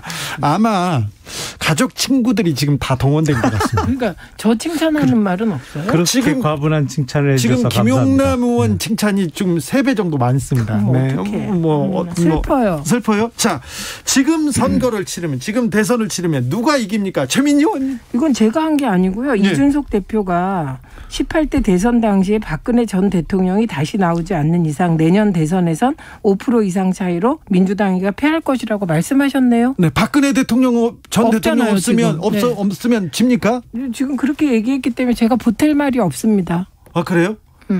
어떻게 보십니까? 이제 이런 걸 쉽게 얘기해서 초친다고 얘기하잖아요. 네.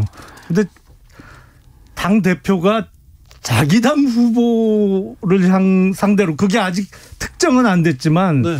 이렇게 초치는 경우는 참 드문데 희한한 경우입니다. 근데 아마 그런 취지 같아요. 그러니까 18대 대선 때 정말 그때 당시 박근혜 후보가 끌어모을 수 있는 소위 그 우파 진영 내지는 당시 한나라당 지지 세력은 다 끌어모았거든요. 그래서 그때 60대에서의 투표율이 90%를 넘겼잖아요. 많이.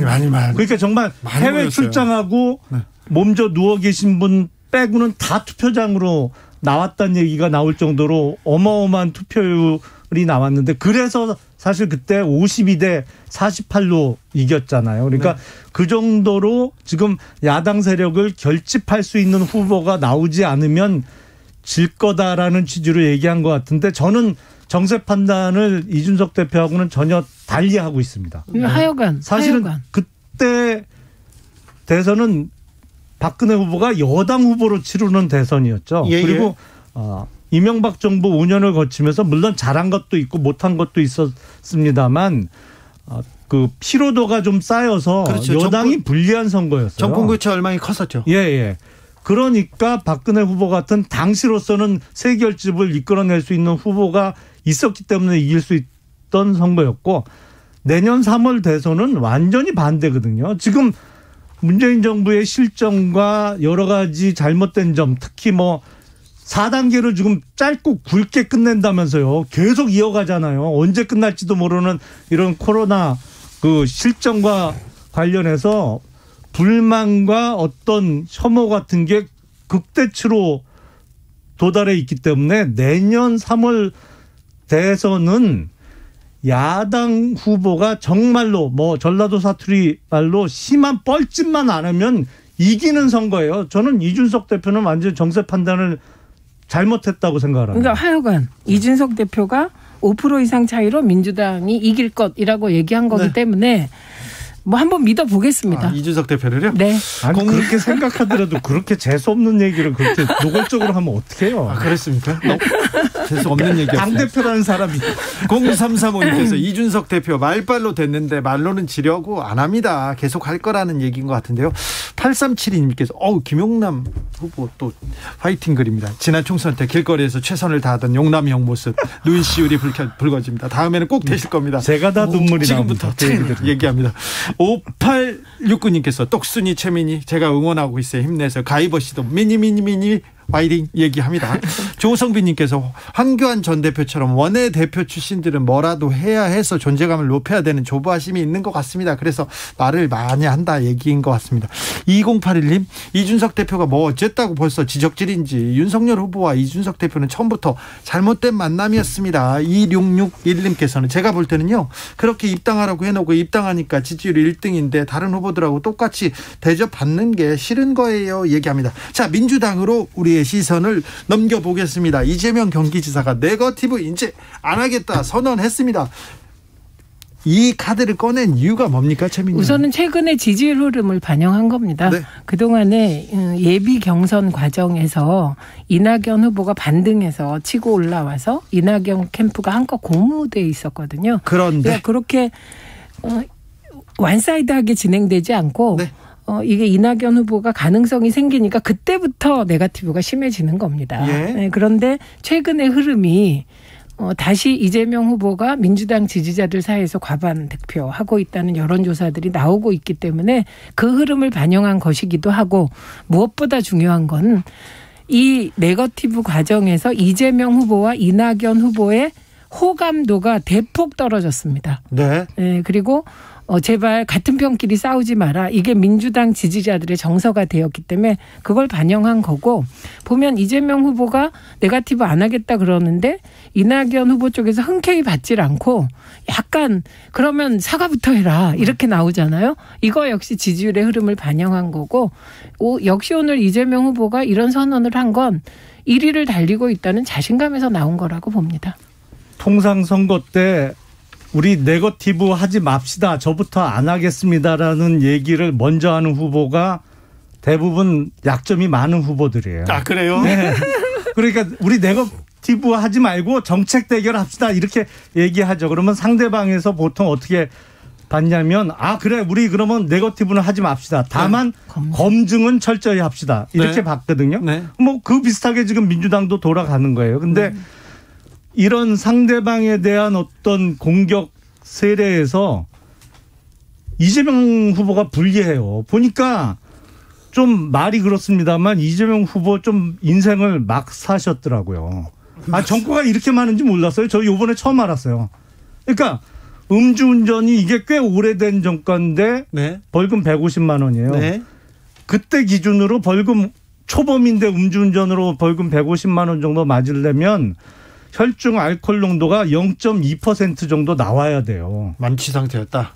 완전히 그러면 진짜 만취 상태였다는 얘기거든요. 그러니까 뭐 정말 술 한 잔 먹어서 그때는 기준이 0.05%가 넘으면 형사 입건이 됐으니까 네. 지금은 0.03%로 내려갔습니다만 뭐 살짝 넘은 정도면 그때 벌금 50만 원이에요. 네. 150만 원 받았다는 얘기는 0.2% 안팎의 혈중 알코올 농도가 나왔다는 얘기거든요. 네. 그러니까 완전 인사불성 상태에서 운전을 한 거예요. 거기다가 검사 사칭한 공무원 자격 사칭으로 벌금 있지. 네. 특수 공무집행방해 벌금 있지. 뭐 선거법 위반 벌금도 있지. 아니, 저도 요번에 알고 보니까 전과 사범이시더라고요. 그러니까 우리 그런 얘기 그만합시다 이런 얘기 할 만하죠. 아니 근데 전과 얘기 나오면 또 이명박 전 대통령 바로 소환되잖아요. 네. 거기는 행정법규 위반 전과가 많았고 현대건설 사장하면서. 소리세요? BBK 때문에 감옥 가 계신데 우선 그건 지금 최근 전과고요. 그게 왜 최근 전과입니까? 아니 그러니까 BBK가 지금 말씀하신 거는 선거 때 대선 때 그 전과를 의원님, 2007년에 박근혜 후보가 문제 제기한 게 BBK예요. 그런데 그때는 정치 검찰과 특검이 봐준 거고요. 그 봐준 검사 중에 한 명이 윤석열 후보라고 의심받고 있는 거고요. 그리고 그것이 사실로 확인돼서 감옥에 가신 거예요. 그러니까 그건 완전히 다릅니다. BBK는 경제 부패 사범으로 이명박 후보가 감옥에 가셨다. 사람들 다 보내요. 그러면. 네, 그런데 중요한 거는 지금 뭐 때문에 그 민주당 쪽 후보의 얘기를 막 하시는지 모르겠는데 지금 이낙연 후보 쪽에서 문제 제기를 한 건 포인트가 그게 아니고요. 음주운전이 2번이다 이렇게 문제 제기를 한 거예요. 왜냐? 2004년 음주운전은 민주당의 공천 기준 배제 요건이 안 되거든요. 그래서 2번이다 이렇게 얘기를 한 건데 그게 사실은 어떻습니까? 사실 아닌 것으로 확인됐습니다. 그래서 저는 그 얘기를 하자는 게 아니고 그러니까 이재명 후보에 대해서 이런 이제 예를 들면 딱 떨어지는 게 없는 이런 얘기가 나오는 건 역시 BBK 같은 한 건이 없기 때문입니다. 박보영님. 예, 저는 음주운전 전과 한 번밖에 없다고 자랑하시는 분은 또 처음 보겠어요. 자랑한 사람 자랑한 적이 없죠. 아무튼 근데 음해세요. 음주운전 전력이 한 번 있는데 2번 아니냐고 이렇게 공격하는 건 이건 조금 문제가 있는 거 아닌가요? 그리고 민주당에서. 그건 잘못한 거죠. 후보 쪽에서 누군가 특정 캠프에서 방향을 잘못 잡은 거죠. 네, 아예 잘못한 거 같아요. 그건 좀 설명을 드릴게요. 그러니까 2004년 기준으로는 음주운전으로 벌금 150만 원을 웬만하면 안 맞았어요. 네. 웬만하면 50에서 100만 원 사이거든요. 그래서 근데 음주운전 전과가 있으면 2번째나 3번째가 됐으면 벌금을 상향 조정하거든요. 그러니까 네. 이낙연 캠프 쪽에서는 벌금 150만 원 그때 기준으로는 너무 많이 나온 거니까 그때 150만 원 맞았을 때가 2번째 음주운전 아니었냐 이렇게 의문을 제기한 거고 네. 그게 아니니까 제가 말씀드린 대로 음주 수치가 엄청 높았던 거예요. 의원님 지금 그렇게 말씀하시는 게 이낙연 캠프에 전혀 도움이 안 돼요. 김용남 의원이 지지하는 이낙연 후보 이렇게 되거든요. 아니 저는 뭐 도움 드릴 생각도 없어요. 아니 근데 지금 완전 특정 캠프를 도와주고 계십니다. 박보영님께서 아니 김용남 의원님 막살다니요. 너무 막말 아닙니까 얘기하는데요. 아니 그건 맞죠. 사실 보통 평범한 시민들이 전과 사범이 되나요? 아니 그건 아니죠. 자 2007년 한나라당 때 경선 박근혜 이명박 후보의 경선 엄청 치열했지 않습니까? 그렇죠. 그때 향기가 난다 이렇게 중앙일보에서도 지적했더라고요. 어땠습니까? 지금 경선하고 2007년 경선하고 지금 민주당 경선하고 완전히 틀리죠. 틀려요. 왜냐하면 그렇죠. 2007년 한나라당 경선은 그때 제가 어느 외신인지는 정확히 기억이 안 나는데 미국 외신 중에 하나였던 것 같은데 그때 뭐라고 썼냐면 대선 전에 네. 한국 대선을 보도하면서 제1야당인 한나라당에서 강아지를 후보로 내세워도 당선이 될 그 선거다. 네네. 이렇게 표현할 정도로 야당의 우세가 네네. 점쳐지는 선거였고 네. 지금 민주당 상황은 전혀 그렇지 않거든요. 네. 그러니까 지금 만약에 정말 당내 경선만 이기면 대통령이 될 수 있는 확률이 엄청 높아요. 그러면 뭐 엄청 치열하게 붙겠죠. 2007년 한나라당 당내 경선처럼. 그렇지만 지금 민주당 사정은 전혀 그렇지 않거든요. 네. 그러니까 왜냐하면 정권 교체를 열망하는 여론조사가 50%가 넘는다. 지금 그 말씀을 사실 하고 계신 건데요. 네. 그거 일부 동의하고요. 본질적으로 달라요. 왜 본질적으로 다르냐면 지금 이낙연 후보나 이재명 후보나 정세균 후보나 추미애 후보나 민주당 쪽 후보들은 BBK라든지 최태민 일가와 같은 그런 결정적인 게 없는 겁니다. 그렇기 때문에 본질적으로 달라요. 2007년 한나라당 후보 경선 과정에서 박근혜 후보는 이명박 후보에게 BBK를 비롯한 경제 부패 불법 문제를, 그리고 이명박 후보는 박근혜 후보에게 최태민 일가와의 부적절한 관계, 그 문제 제기를 했는데 지금 두 분이 다 그때 문제 제기했던 팩트가 사실로 확인되어 지금 불행한 상황에 처해 계시거든요. 근데 뭐 지금 말씀하신 내용들은 그걸 제가 아무리 뭐 팩트를 뭐 반박하건 그거를 인정하건 이게 BBK와 같습니까? 그러니까 혐의, 서로 그 문제 제기하는 공방의 내용이 본질적으로 다릅니다. BBK는 경제 부패 불법 문제예요. 전 BBK가 어떤 내용인지 지금 기억 하나도 안 나요. 그런데 음주운전은 명확하게 들어오거든요. 그래요? 그게 중요한 거예요. 그러니까 BBK가 무슨 뭐 옵션 이름도 들어가는 옵셔널 벤처스 뭐 나오고 뭐 복잡했던 것 같은데 그건 뭐 다 잊어버렸고. 그 일 안 잊어버려요. 2004년 기준으로 벌금 150만 원. 아, 그건 너무 또렷하게 어떤 사안이겠구나. 아니 근데요, 의원님. 그 음주운전 잘못했어요. 네. 예, 그래서 본인도 사과를 했어요. 그런데 이게 민주당 경선 과정에서 문제 제기되는 게 이상한 게요. 민주당에는 경선 기준이라는 게 있어요. 그래서 이분이 공직선거에 처음 나오는 게 아니에요.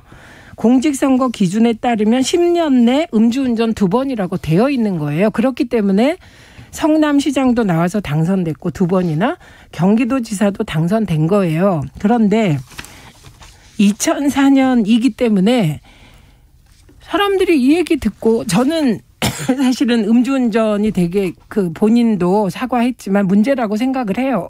근데 그게 2004년인데 그 2004년이기 때문에 음주운전한 건 잘못이지만 그게 무슨 큰 문제가 돼? 이런 분들도 많으시더라. 이 말씀 드립니다. 저는 조금 의문이 드는 게 왜 국민들이 민주당 경선 기준을 받아들여야 되죠? 그러니까 아니 국민들 입장에서는 그러니까 민주당 경선 기준은 음주운전은 한 번은 괜찮고 2번 이상은 문제 삼겠다. 뭐 그렇게 돼 있거나 말거나 있어요, 아무 관심이 없어요. 지금 가장 중요한 것은 대통령을 하겠다고 나온 집권 여당의 유력 후보가 음주운전 전과도 있고 공무원 자격 사칭 전과도 있고 특수공무집행방해 전과도 있는 게 국민들은 충격인 거지. 그게 민주당 경선이 이러니까 그건 내용이 문제가 이상하게 안 돼요라는 걸 왜 국민들이 받아들여요? 여기서 받아들여야 아니죠. 이건 한마디 해야 돼요. 민주당 경선에서 자격 조건으로 그게 나오는 게 말이 안 된다. 제가 이렇게 표현을 드린 거예요. 그리고 국민과의 관계는 앞으로 뭐 그렇게 흔드실 거잖아요. 근데 제가 오늘 확인한 거는 국민의힘은 이재명 후보를 엄청 견제하는 심리가 있구나. 이건 확인이 됩니다. 8131님께서 BBK는 일반인이 상상하기도 힘든 일이라 기억이 안 되는 거죠. 얘기합니다. 제가 BBK에 대해서는 5분 브리핑을 나중에 해드리겠습니다. 5674님 저희 남편 0.15 걸려서 150만 원 나왔습니다. 신창호 님도 저도 그때 음주 벌금 냈는데요. 0.136이었는데 170만 원 냈어요. 처음이자 마지막이에요. 음주운전 하면 절대 안 됩니다. 오늘 정치적 원의 시점의 교훈이었습니다. 지금까지 최민희 김영남 최민희 의원 감사합니다. 고맙습니다. 네, 감사합니다. 정치 피로, 사건 사고로 인한 피로, 고달픈 일상에서 오는 피로. 오늘 시사하셨습니까? 경험해보세요. 들은 날과 안 들은 날의 차이. 여러분의 피로를 날려줄 저녁 한 끼 시사 추진우 라이브.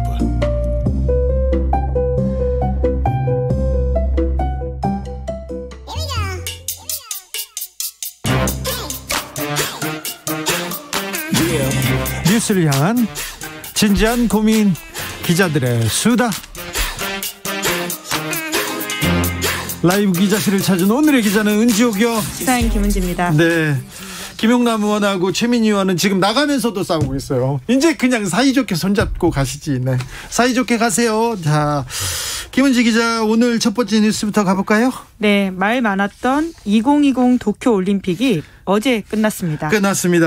자, 다음 올림픽은 파리입니다. 네, 프랑스인데요. 네. 이번 도쿄 올림픽은 코로나19 올림픽, 이렇게 아마 역사에 기록될 것 같습니다. 그렇죠. 뭐 열릴 때까지 열리지 못한다는 보도, 열리면 안 된다, 이렇게 부정 여론이 많았던 첫 번째 올림픽이기도 했어요. 네, 내부에서도 여전히 반대 여론이 많았다라고 하고요. 네. 물론 다행히 무탈하게 올림픽이 끝났지만 뉴욕타임스는 이렇게 평가하고 있는데요. 네.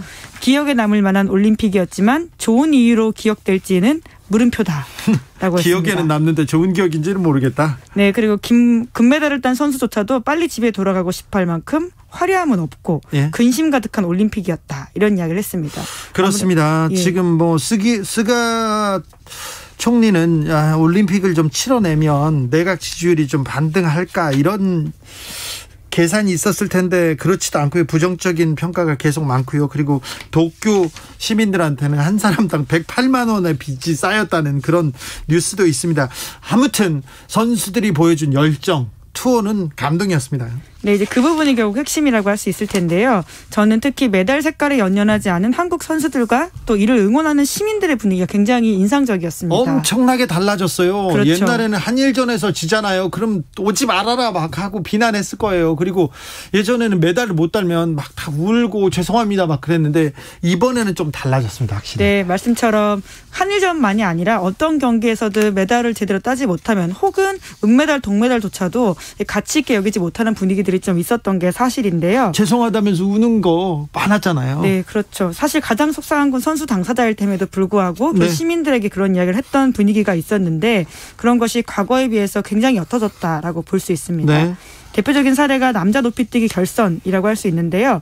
2m 35cm를 넘어서 4위를 기록했던 우상혁 선수가 있습니다. 네. 이 선수가 3위와 딱 2cm 차이로 메달을 놓쳤거든요. 네. 그럼에도 불구하고 그 선수에게는 찬사가 쏟아졌습니다. 당사자도 높이 날 수 있어서 행복했다, 이렇게 SNS에 소감을 남기기도 했고요. 멋있네요. 멋있어요. 네, 이게 달라진 분위기가 또 있다 보니까 네. 이것들이 함께 가는 선순환의 모습이 있는 것 같습니다. 네. 아무튼 정말 속상했을 텐데 행복했다. 참, 위대한 4등의 질주. 뜨거웠습니다. 네, 감동적이었어요. 해외 선수들 중에서는 어떤 선수가 이렇게 인상 남았어요? 저는요, 톰 데일리라고 영국의 그 다이빙 선수가 그렇죠. 있습니다. 예. 네, 뜨개질을 취미로 하는 선수인데 뜨개질도 수준급이에요.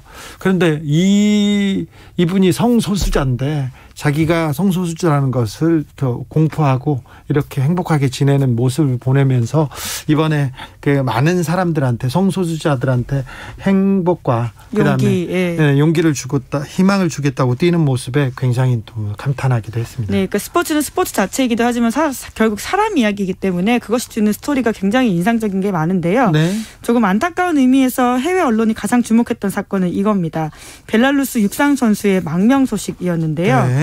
대회 도중에 강제 귀국 위기에 처했던 선수가 이름이 크리스티나 치마노우스카야라고 하는데 네. 이 선수가 예정에 없던 1600m 계주 출전을 두고 자국 육상팀을 비판했다가 강제로 귀국당할 뻔했습니다. 예. 그래서 인도주의 비자를 받고 폴란드로 떠나게 되었는데 그만큼 벨라루스가 지금 얼마나 정치적으로 불안정한지를 전 세계에 드러낸 모습이라고 볼 수 있습니다. 네. 지금도 여전히 그런 부정선거를 비판하는 시위들이 아주 크게 일어나고 있다라고 하는데요. 독재자 대통령이 막 납치하고 막 그랬잖아요. 네, 6년임에 성공했다라고 하는데 지금까지 3만 5천 명이 넘는 반체제 인사들이 체포되고 수천 명이 폭행당하거나 구금됐다라고 하는데 올림픽을 통해서 다시금 이런 상황들이 드러났다라고 볼 수 있습니다. 네, 아무튼 벨라루스의 정치적 불안, 근데 이 부분을 이 선수를 통해서 좀 잘 알게 됐어요. 안타까운 뉴스였습니다. 아무튼 마음은 아팠는데 그래도 폴란드로 잘 갔다니 좀 다행입니다. 다음 뉴스로 가볼까요? 네, 여의도 정치권에서 공개적으로 악연이라고 말하는 사이가 있습니다. 악연이 많아요. 네, 사실 그렇죠. 최민희, 김용남은 악연은 아닙니다. 그런 뒤에 가서는 앞에서는 이렇게 하다가 뒤에서는 또 사이좋게 얘기하는데 그런 사람 많습니다. 누구죠? 네, 이게 사람과 사람 사이 일이다 보니까 그런 일들이 정말 많은데요. 오늘 제가 준비한 악연은 이준석 국민의힘 대표 그리고 윤석열 안철수. 아니고 안철수. 네네. 지금은 오래됐다. 새롭게 떠오르는 악연이 윤석열 전 총장이긴 한데요. 네. 말씀처럼 오래된 인연으로서는 안철수 국민의당 대표가 있습니다. 그렇죠. 아주 껄끄러운 사이고요. 사석에서 말하면 둘은 보기 싫다고 얘기한다고 합니다. 네, 공개적으로도 이준석 대표는 안철수 대표와 악연이 맞다 이렇게 밝히기도 했습니다. 네. 그 두 사람이 국민의힘 전당대회 바로 다음 날 서울 노원구 카페에서 만나서 40분가량 대화를 나누며 관계 복원 시도를 하기도 했었는데요. 노원에서 선거에서 둘이 마주친 적도 있죠. 네, 사실 그것 때문에 굉장히 악연이 있다라고 볼 수 있는데. 노원병에서 마주쳤었나요? 네, 그렇습니다. 선거에서 맞붙어가지고 두 번이나, 첫 번째는 2016년 총선 당시에 이준석 대표가 새누리당, 네. 안철수 후보가 국민의당 소속으로 나왔었고요. 예. 이때 안철수 후보가 당선된 바가 있습니다. 네. 뭐 그때는 또 그러려니 할 수 있는데 2년 후에 여기가 재보궐이 열리거든요. 예. 왜냐하면 안철수 당시 의원이 서울시장직에 출마하면서 재보궐 선거가 열렸습니다. 네. 그래서 근데 그때는 또 이 정치가 참 재밌는 게 두 사람이 같은 당이었거든요. 네. 바른미래당 후보였기 때문에 이준석 당시 후보로서는 자기가 당연히 공천받을 거라고 생각했었던 거죠. 왜냐하면 단수로 공천을 신청하기도 했습니다. 그런데요. 그런데 이제 김근식 교수가 그 당시에 안철수계로 분류되었었거든요. 예. 그때 후보 신청을 하면서 이준석 대표가 공개적으로 반발한 적이 있습니다. 예. 그런 식으로 굉장히 앙금들이 많이 남아있고 결과적으로 이준석 후보가 그 당시 바른미래당 총선 후보로 출마하긴 했지만 이준석 후보도 떨어졌고 서울시장 후보에 출마했던 안철수 후보도 떨어졌습니다. 그때 3등했었거든요. 그래서 지금 오래된 악연인데 지금도 계속해서 좀 안 좋은 것 같아요. 네, 이제 왜냐하면 합당 이슈가 있기 때문입니다. 안 좋지만 좋아져야 되는 상황이기 때문에 더 그런 거긴 한데요. 현재 두 사람은 합당을 두고 신경전을 벌이고 있습니다. 지난달에 이준석 대표가 합당 실무 협상이 결렬되자 대표끼리 만나자 이렇게 제안을 한 바가 있는데요. 하지만 응답이 오지 않자 자신의 휴가 일정을 이유로 들려서 합당 협상 시한을 못 박은 바가 있거든요. 네. 그게 지난주였습니다. 이제 끝났네요. 네, 이제 그래서 국민의당에서는 이런 식으로 날짜 통보하는 게 겁박이다, 독촉이다, 고압적 갑질이다 이렇게 비판을 했고요. 예. 굉장히 거센 말들을 지난주에 주고받았습니다. 둘 간의 악연은 계속됩니다. 네, 그렇죠. 지금으로서는 이준석 대표가 휴가 중이기 때문에 조금 더 상황을 지켜봐야 될 것 같긴 한데요. 어제 국민의당 안철수 대표가 이번 주에 숙고의 시간 가지겠다 이렇게 밝힌 바가 있습니다. 네. 그래서 이후에는 또 어떻게 될지 지켜봐야 될 것 같은데요. 과거 인연으로만 얽매이지 않는 게 정치권 행보이긴 하지만 또 사람 사이 일이다 보니까 그런 것들이 결정적인 순간에 중요하게 작용하기도 합니다. 그런 장면 우리가 많이 봤죠. 뒤끝 있는 두 사람 안철수 대표도 또 한뒤끝 하시는데 아무튼 두 사람의 인연이 어떻게 마무리되는지 좀 지켜보겠습니다. 마지막으로 만나볼 뉴스는요? 네, 영화 모가디슈 보셨나요? 아, 네, 저는 봤습니다. 잘 봤습니다. 네, 굉장히 인연 있는 감독으로 알고 있는데요. 네. 예, 지난 7월 28일 개봉한 영화 모가디슈가 현재 누적 관객 수 170만 명을 넘어섰습니다. 아유, 코로나 시대에 지금 올해 흥행작 중에는 최고의 흥행작이죠. 국내 흥행작에서. 네, 코로나19 시국이다 보니까 더욱더 눈에 띄는 숫자라고 볼 수 있는데요. 모가디슈는 소말리아 수도 이름이라고 합니다. 네. 류승환 감독의 신작인데 실제 사건을 다룬 영화라고 하거든요. 예. 1991년에 내전이 벌어진 소말리아 모가디슈에서 남북한 내교관과 가족들이 극적으로 동반 탈출한 이야기입니다. 네. 이것들을 토대로 하고 있는데 당시에 남북대사 공관원들은 천신만고 끝에 소말리아에서 케냐로 탈출했다라고 합니다. 네. 그런데 이게 굉장히 안타까운 일인데요. 굉장히 생사를 넘나들면서 서로에게 전우회 아닌 전우회가 쌓였을 텐데 구조되자마자 헤어졌다라고 해요. 영화하고 비슷하네요. 네, 그때가 분단의 현실 때문이었었는데 그래서 이 탈출기의 실제 주인공들이 요새 언론 인터뷰를 하는데 강신성 전 주 소말리아 대사는 평양에 갈 수만 있다면 다시 한번 보고 싶다 이런 이야기를 하기도 했습니다. 소말리아는 그때도 그렇고 지금도 정치적으로 극도의 혼란 상황에 빠져 있죠. 네, 계속 뭐 정전이 불안정한 나라의 소식을 좀 전하게 돼서 안타깝긴 한데요. 20년 넘게 이어진 군부 독재 정권이 1991년 무너지긴 했습니다. 하지만 군벌들의 정권 쟁탈전, 내전 이런 게 계속 이어지면서 상황이 좋지 않다라고 하는데요. 지방 군부들에게 거의 영향력을 행사하지 못해서 중앙정부가 허수아비인 상황이라고 하고요. 예. 그 혼란을 틈타서 극단적인 이슬람 무장단체로 꼽히는 알샤바브의 본거지가 현재 소말리아라고 하고, 이 지금 테러리스트들의 본거지가 소말리아고요. 해적들의 본거지가 또 소말리아예요. 그렇죠. 동아프리카 해상에서 활동하는 해적 기지가 됐다라고 합니다. 네. 여러모로 좀 안타까운 상황이라고 볼 수 있죠. 조금 정치가 안정돼 갑니까? 그러지 못하다라고 하는데요. 또 여기도 대통령이 무리하게 집권 연장을 추진하자 반발이 있었고, 그래서 지금 후임이 제대로 뽑히지 못한 일종의 혼란스러운 상황이라고 합니다. 우리가 지금 소말리아에는 갈 수 없어요. 그렇죠. 굉장히 위험하다라고 할 수 있는데요. 네. 이 과거부터 이어져 온 이야기들이 여전히 반복되고 있는 불행한 역사다, 이렇게 볼 수 있을 것 같습니다. 소말리아 참상을 좀 알려줄 만한 그런 영화가 또 있습니까? 네, 2001년에 개봉한 할리우드 영화인데 블랙호크 다운입니다. 예. 아마 들어보셨을 텐데요. 네. 유명 배우들과 유명 감독이 만든 영화입니다. 이안 맥그리거, 리들리 스콧 이런 사람들이 주연과 감독으로 나오는데요. 네. 세계적인 흥행을 했고, 이 영화도 소말리아 이야기가 나와서 널리 소말리아의 안타까운 이야기들이 알려진 바가 있습니다. 네. 그 당시에 30만 명이 굶어 죽었고 군사작전이 실패해서 처참하게 이 군인들이 어떻게 빠져나왔는지 나오는 건데요. 이 또한 소말리아의 어떤 정전 불안을 보여주는 영화라고 할 수 있습니다. 좀 정치가 안정되어야 좀 무고한 희생도 좀 막고요. 해적도 좀 막을 텐데, 아직도 그 군벌이라고 호족들이 지금 득세하고 있어요. 굉장히 놀라운 이야기인데, 이렇게 따지고 보면 정치적인 안정 그리고 경제적인 성장을 이룬다는 것이 얼마나 쉽지 않은 일인지를 좀 다시금 깨닫게 되는 바도 있습니다. 네. 아무튼 테러리스트 그리고 해적의 지금 주무대가 되고 있는 소말리아에 평화가 오기를 좀 기원해 보겠습니다. 기자들의 수다, 지금까지 시사인 김은지 기자와 함께했습니다. 감사합니다. 네, 감사합니다. 교통정보센터 다녀오겠습니다. 이현 씨. 네, 동해안에는 지금 비가 계속 내리고 있습니다. 휴가지에서 이 방송을 듣고 계신 분들도 많으실 텐데요. 전조등 꼭 켜주시고요. 감속하면서 미끄럼 사고를 예방해 주시기 바랍니다. 퇴근길은 먼저 강원도와 이어지는 길들입니다. 모두 경기권에서 막히고 있는데 많이 어렵진 않습니다. 영동고속도로 인천 쪽은 월곶 부근 그리고 서창 부근에서 각각 정체고요. 광주 원주고속도로 광주 방향 동곤지점 일대로 4km 구간 속도가 떨어집니다. 서울 양양고속도로 서울 쪽은 덕소 3패에서 강일까지 이동 많이 어렵습니다. 수도권 제일순환고속도로 구리 방향이고요. 광암터널부터 강일 지나기 답답합니다. 서울 시내는 올림픽대로 하남 쪽인데요. 행주대교에서 가양대교 쪽으로 고장난 차가 있어서 정체고요. 쭉 더 가선 반포에서 암사대교 쪽으로 어렵게 이동을 하고 있습니다. 공항 방향 동호대교에서 가양대교까지 밀리면서 50분 정도 필요하겠습니다. KBS 교통정보센터였습니다.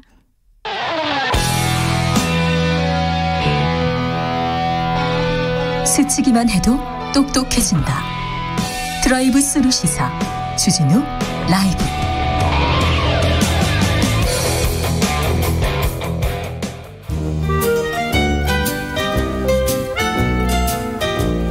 민생이 먼저다.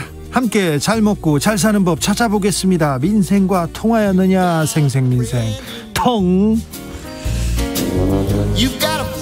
안전하서나 민생생각 안진걸 민생경제연구소장 어서 오세요.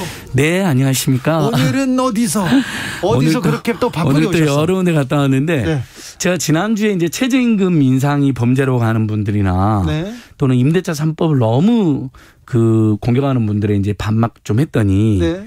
저에 대한 비판도 있더라고요. 유튜브에. 예. 네. 그래서 저희들이 그런 너무 급격한 인상이나 네. 혹시 어떤 서민들이나 사경약자는 좋은 제도를 시행하는 과정에서 네. 부작용이 있다는 지적 자체는 네. 겸하게 수용해야죠. 네. 받아들여야죠. 다만 공영방송하고 정치 네. 최소한 그런 비판이 있다더라도 공영방송과 정치만큼은 네. 먼저 서민과 사경약자의 편을 들어야 된다는 이야기를 한 겁니다. 그렇죠. 공영방송과 정치가 네. 임대인의 편에서만 사경자 강자의 편에서만 특정 서민들은 어디서 하겠습니까? 그렇죠. 그런 취지로 특정 신분, 특정 정파는 부자들 그리고 뭐 재벌들 편을 들을 수 있어요. 그렇죠. 그럴 수 있잖아요. 그런데 그렇죠. 최소한 공영방송하고 정치라는 공간은 약자의 입장에서. 그러니까 제가 지난주에 말씀드린 핵심이 뭐냐면 45%나 되는 세입자들의 입장은 왜 대부분의 언론이나 그다음에 이른바 보수 정치인들은 그분들의 입장은 말하지 않느냐는 거죠. 그분들은 쫓겨나지 않고 2년 더 살게 돼서 이 코로나19 와중에 정말 다행이다라고 가슴을 쓸어내리고 있고 그런 분도 있죠. 청년 세입자들이 실제로 공식 기자회견도 했습니다. 임대차 3법 때문에 청년 세입자들이 주거 약자들이 많이 도움을 받았다. 그런 목소리도 귀 기울여달라는 취지니까 감히 이해를 구하고요. 헨젤가 그랬다님이 주 기자님, 우리 안진걸 소장님 너무 뭐라 하지 마세요.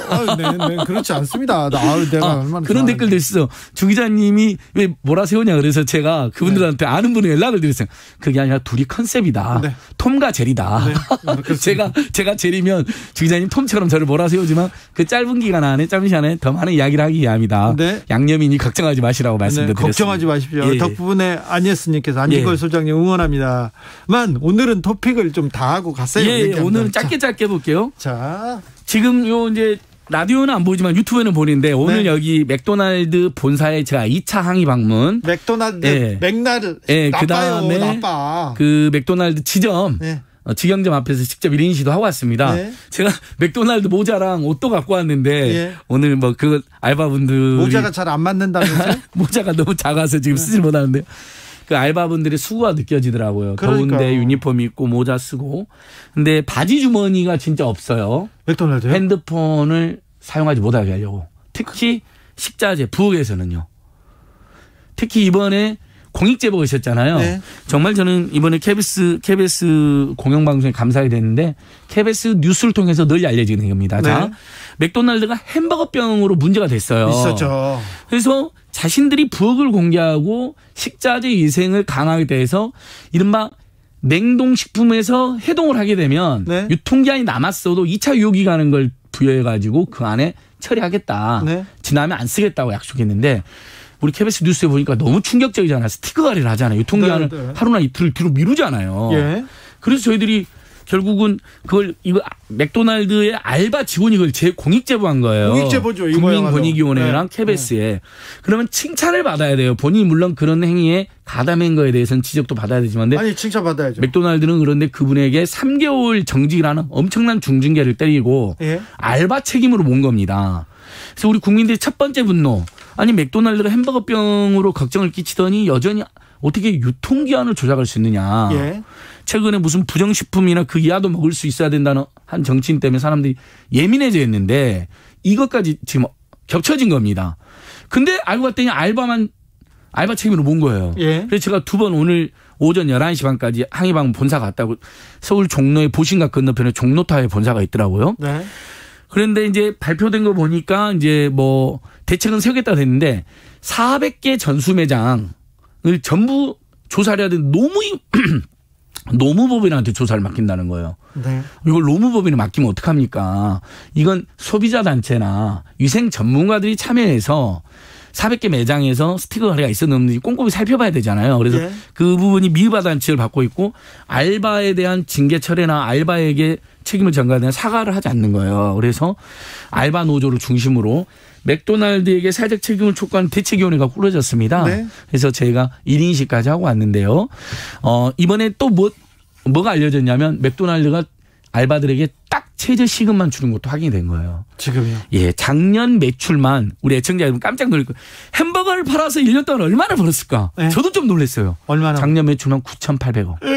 1조를 벌었습니다. 1조인데 그럼 이익은 그런데 최저 시급만 주는 거예요. 돈도 많이 벌었겠네요. 그러니까요. 저는 그러니까 제가 기업을나 대기업을 비판하면 어떤 분들은 이렇게 기업을 못 살구냐라고 오해하는 분들은 저는 기업을 사랑합니다. 좋아합니다. 아주 환장했어요. 더 존경받기 위해서 더 많은 고용 창출이나 더 처우 개선으로 더 존경받는 사회적 책임을 좀 실현해달라는 호소를 드리는 거거든요. 지금 맥도날드를 미워서가 아니라 맥도날드 애정에.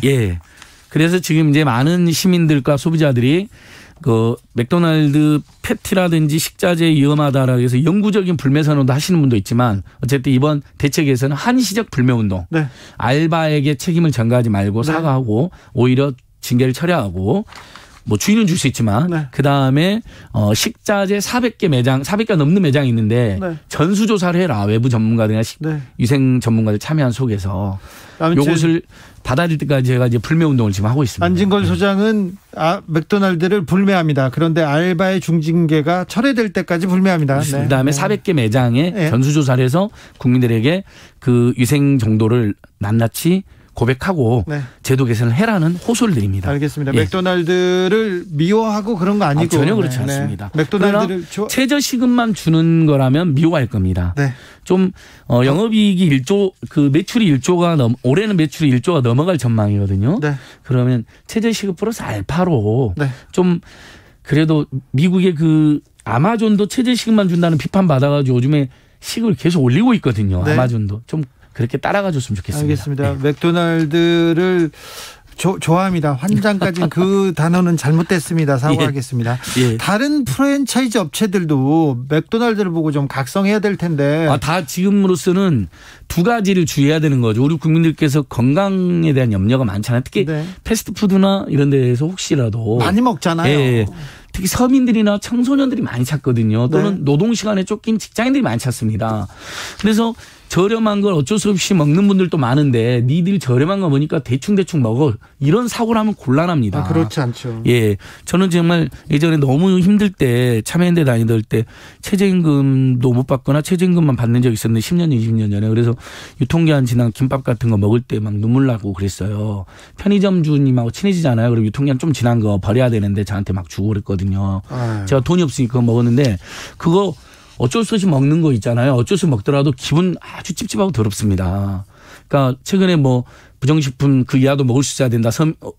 못 가진 자들은 그런 이야기 하신 분인데 그거 정말 잘못된 생각이세요. 그리고 제가 지난번에도 말씀드렸잖아요. 현금 수송 노동자들 은행은 엄청난 실적을 이루고 있지만 20년째 최저임금이다.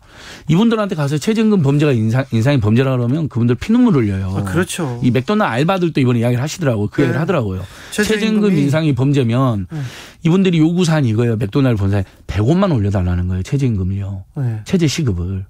그럼 하루 8시간이면 800원입니다. 그 요구가 어떻게 범죄가 될 수 있습니까? 그럼요. 그래서 정말 좀 서민들이나 사경약자들 편에 먼저 서주고 혹시 주장이 무리한 부분이 있으면 그런 부작용이 있다면 비판해주고 지적해주면 건설적인 토론이 되잖아요. 우리 사회가요. 그렇게 해주실 것을 호소드려봅니다. 김정우님께서 이 코너에 포인트가 있는데요. 안 소장님이 초반에는 한없이 인자하다가 인자하죠. 그렇죠. 끝날 때쯤은 폭주 기관차 모드입니다. 그렇죠. 폭주 기관차로 다음 뉴스로 가보겠습니다. 요 카카오티 이야기는 안 할 수가 없는데요. 일단 우리 KBS 라디오 전국의 택시사님들이 다 듣습니다. 제가 영호나 뭐 충청도 강의하다가 기사님들이 저를 알아보시는데 얼굴은 못 알아보는데 목소리 듣자마자 주진우 라이브 나오신 분 이런 일 너무 많은데. 그 안진걸 소장 목소리 잊어버리기 힘들어요. 먼저 기쁜 소식. 법인 택시사님들 재난지원금 80만 원 확정됐는데 개인 택시 기사님들은 50만 원 정도 받는 거로 해서 걱정을 하셨잖아요. 그 형평성 맞춰서 80만 원으로 둘 다 확정돼서 8월 17일 이후에 지급된다는 것이고요. 전세버스, 관광버스, 마을버스 기사님들까지 받는다라는 거 알려드리고요. 다행이네요. 그다음에 이건 좀 슬픈 소식.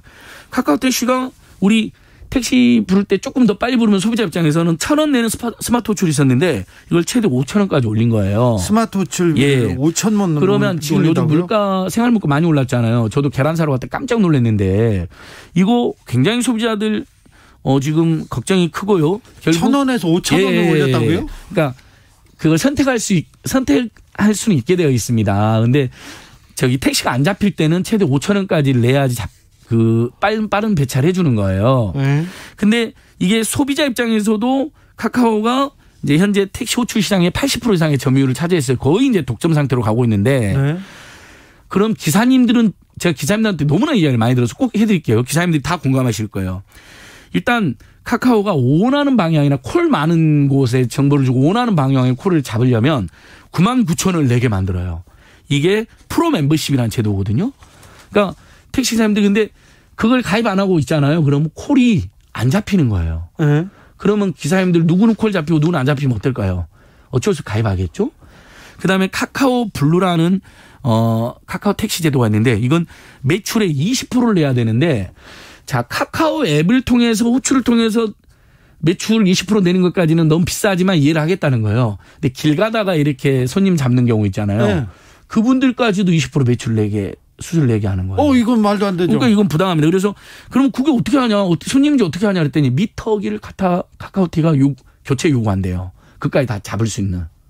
그러면 그러면 택시 기사님들이 일하는 노동비의 무조건 20%는 자기네들 카카오 블루에 가입하면요. 근데 호출을 훨씬 많이 받을 수 있다는 이제 장점이 있으니까 어쩔 수 없이 가입했는데 20% 매출 내야 되고 카카오 앱을 통하지 않은 호출까지도 20% 수수료를 받고 그다음에 이제 밖에 보면 카카오 티니 카카오 블루니 이렇게 도색을 하잖아요. 네. 도색 비용도 기사님들한테 요구하고 그래서 최근에 미터기랑 도색이랑 이렇게 바꾸신 분의 이야기를 들어봤더니 50만 원 정도가 들었답니다. 본인 부담으로. 카카오 블루 이용하면 이용자도 추가 요금 내야 하는 거예요? 그렇지는 않습니다. 그렇진 않아요. 기사님들이 부담을 지는 거죠. 예. 그다음에 프로 멤버십은 99,000원을 기사님들이 내는 거고 저희는 스마트 호출을 선택했을 때 예전에는 1,000원만 더 내면 되는데 이제는 차가 안 잡힐 때 지금은 10시 이후에 차가 잘 안 잡히잖아요. 10시부터. 다들 이제 약주 한잔 하시고 나가면 대리하고 택시가 안 잡힙니다. 그때는 대리도 2배 가까이 올라가기도 하는데 스마트 이 호출이 5,000원까지 올라가는 거죠. 이때요. 그러니까 사실상 택시 요금을 인상한 거나 다름없습니다. 그래서 독점하더니 행포 부린다라는 지적이 나온 겁니다. 그런 지적 나올 수밖에 없죠. 그리고 호출비에서 그럼 기사님들이라도 많이 주는 줄 알았더니 호출비의 40%를 카카오가 가져갑니다. 40%? 네, 40% 떠나요. 너무 많이 가져가는데요? 그리고 또 이것뿐만 아니라 지금 대리기사님들도 입이 엄청 많이 나와 계시는데요. 카카오 대리가 진출해서 처음에는 좀 제도 개선도 하고 그러는데 수수료를 기존의 대리기사님처럼 20%나 받습니다. 그러면 우리가 대리기사님들 보통 2만 원, 3만 원 내잖아요. 네. 3만 원 내고 기사님들이 힘들게 그 다 뭐 일부만 수내자는데 20%면 6,000원을 떼가는 겁니다. 근데 이 카카오 대리가 그것도 모자라서 그 앞뒤가 같은 뭐 대리번호 있잖아요. 막 광고도 많이 나는 거 뭐 157 뭐 어쩌고저쩌고 하는 거. 그것도 인수를 지금 거기도 사실상 인수했습니다.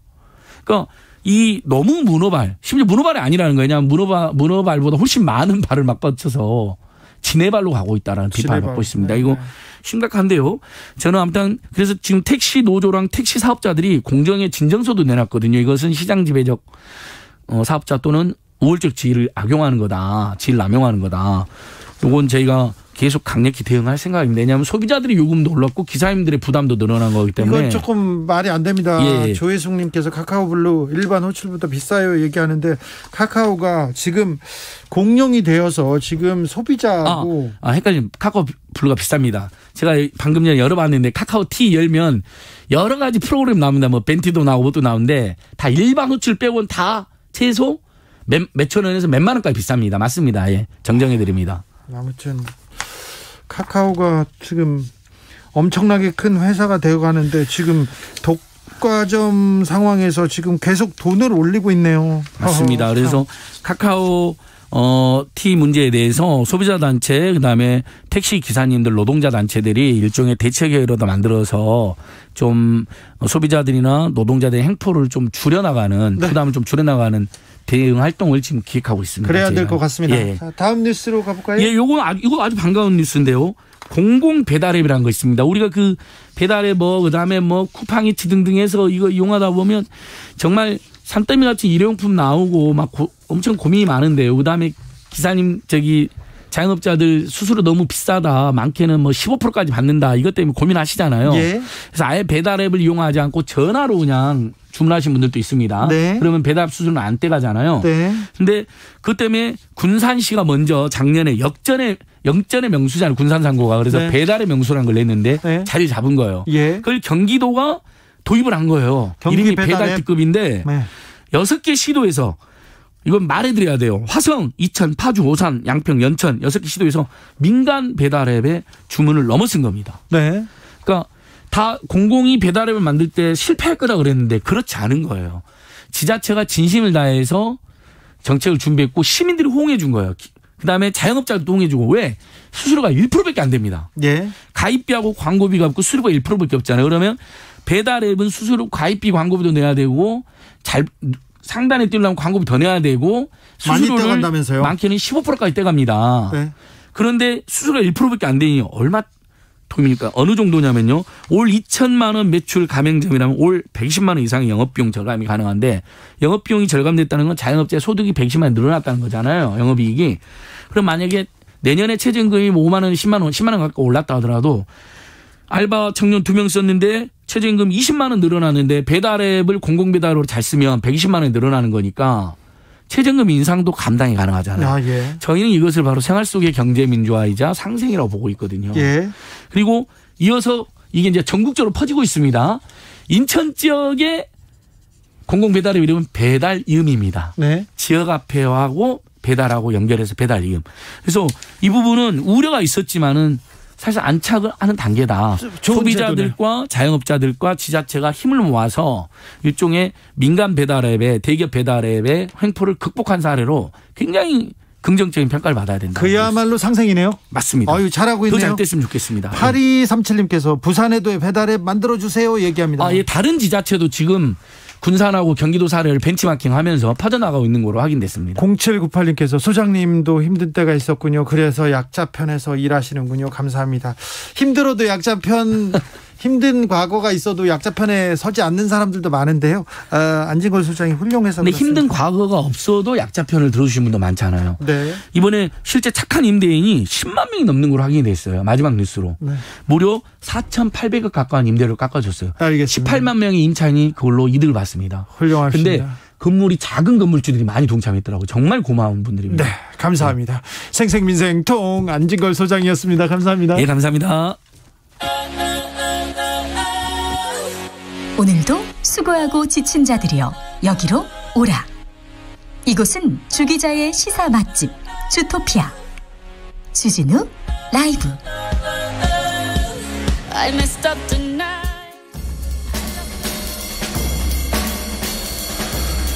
느낌 가는 대로 그냥 고른 뉴스 여의도 주필.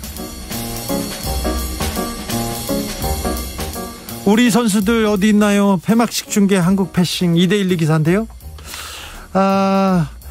8일 오후 8시 일본 도쿄올림픽 스타디움에서 도쿄올림픽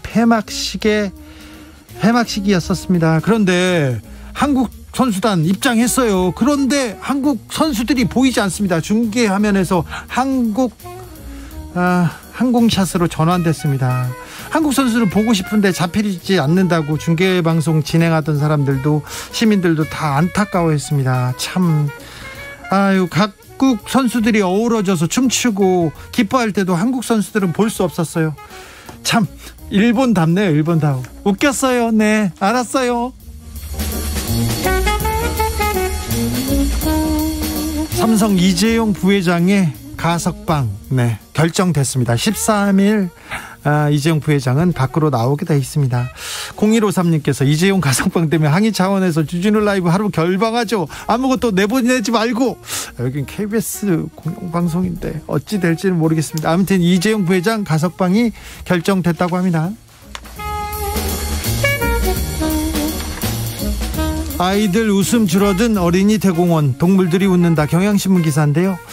서울 어린이 대공원 아이들을 찾아보기 힘들다고 합니다. 그런데 사람들의 발길이 뜸해지자 그때부터 동물들이 웃고 있습니다. 스트레스도 줄었다는 의견이 나옵니다. 열대 동물관에 있는데요. 국제적 멸종 위기종 번식이 굉장히 어려운데 번식이 계속 이루어지고 있답니다. 원숭이류인 커먼 마모셋 그리고 알락꼬리 여우 원숭이가 새끼를 낳았답니다. 코로나가 사람들의 왕래를 끊었어요. 그래서 동물들에게 여유를 줬다고 합니다. 자연성의 회복, 인간한테도 이로운 결과 아닐까요? 이런 생각하는데요. 동물과 사람 간의 거리, 건강한 거리 이거 필요한 것 같습니다. 회복하려는 노력 우리 계속해야 될 것 같습니다. 코로나가 끝나더라도요. 주진우 라이브 여기서 마치겠습니다. 돌발 퀴즈 정답은 파리였습니다. 파리. 자, 마다가스카르 영화 마다가스카르의 OST입니다. I like to movie 들으면서 저는 여기서 인사드리겠습니다. 저는 내일 오후 5시 5분에 돌아오겠습니다. 지금까지 주진우였습니다.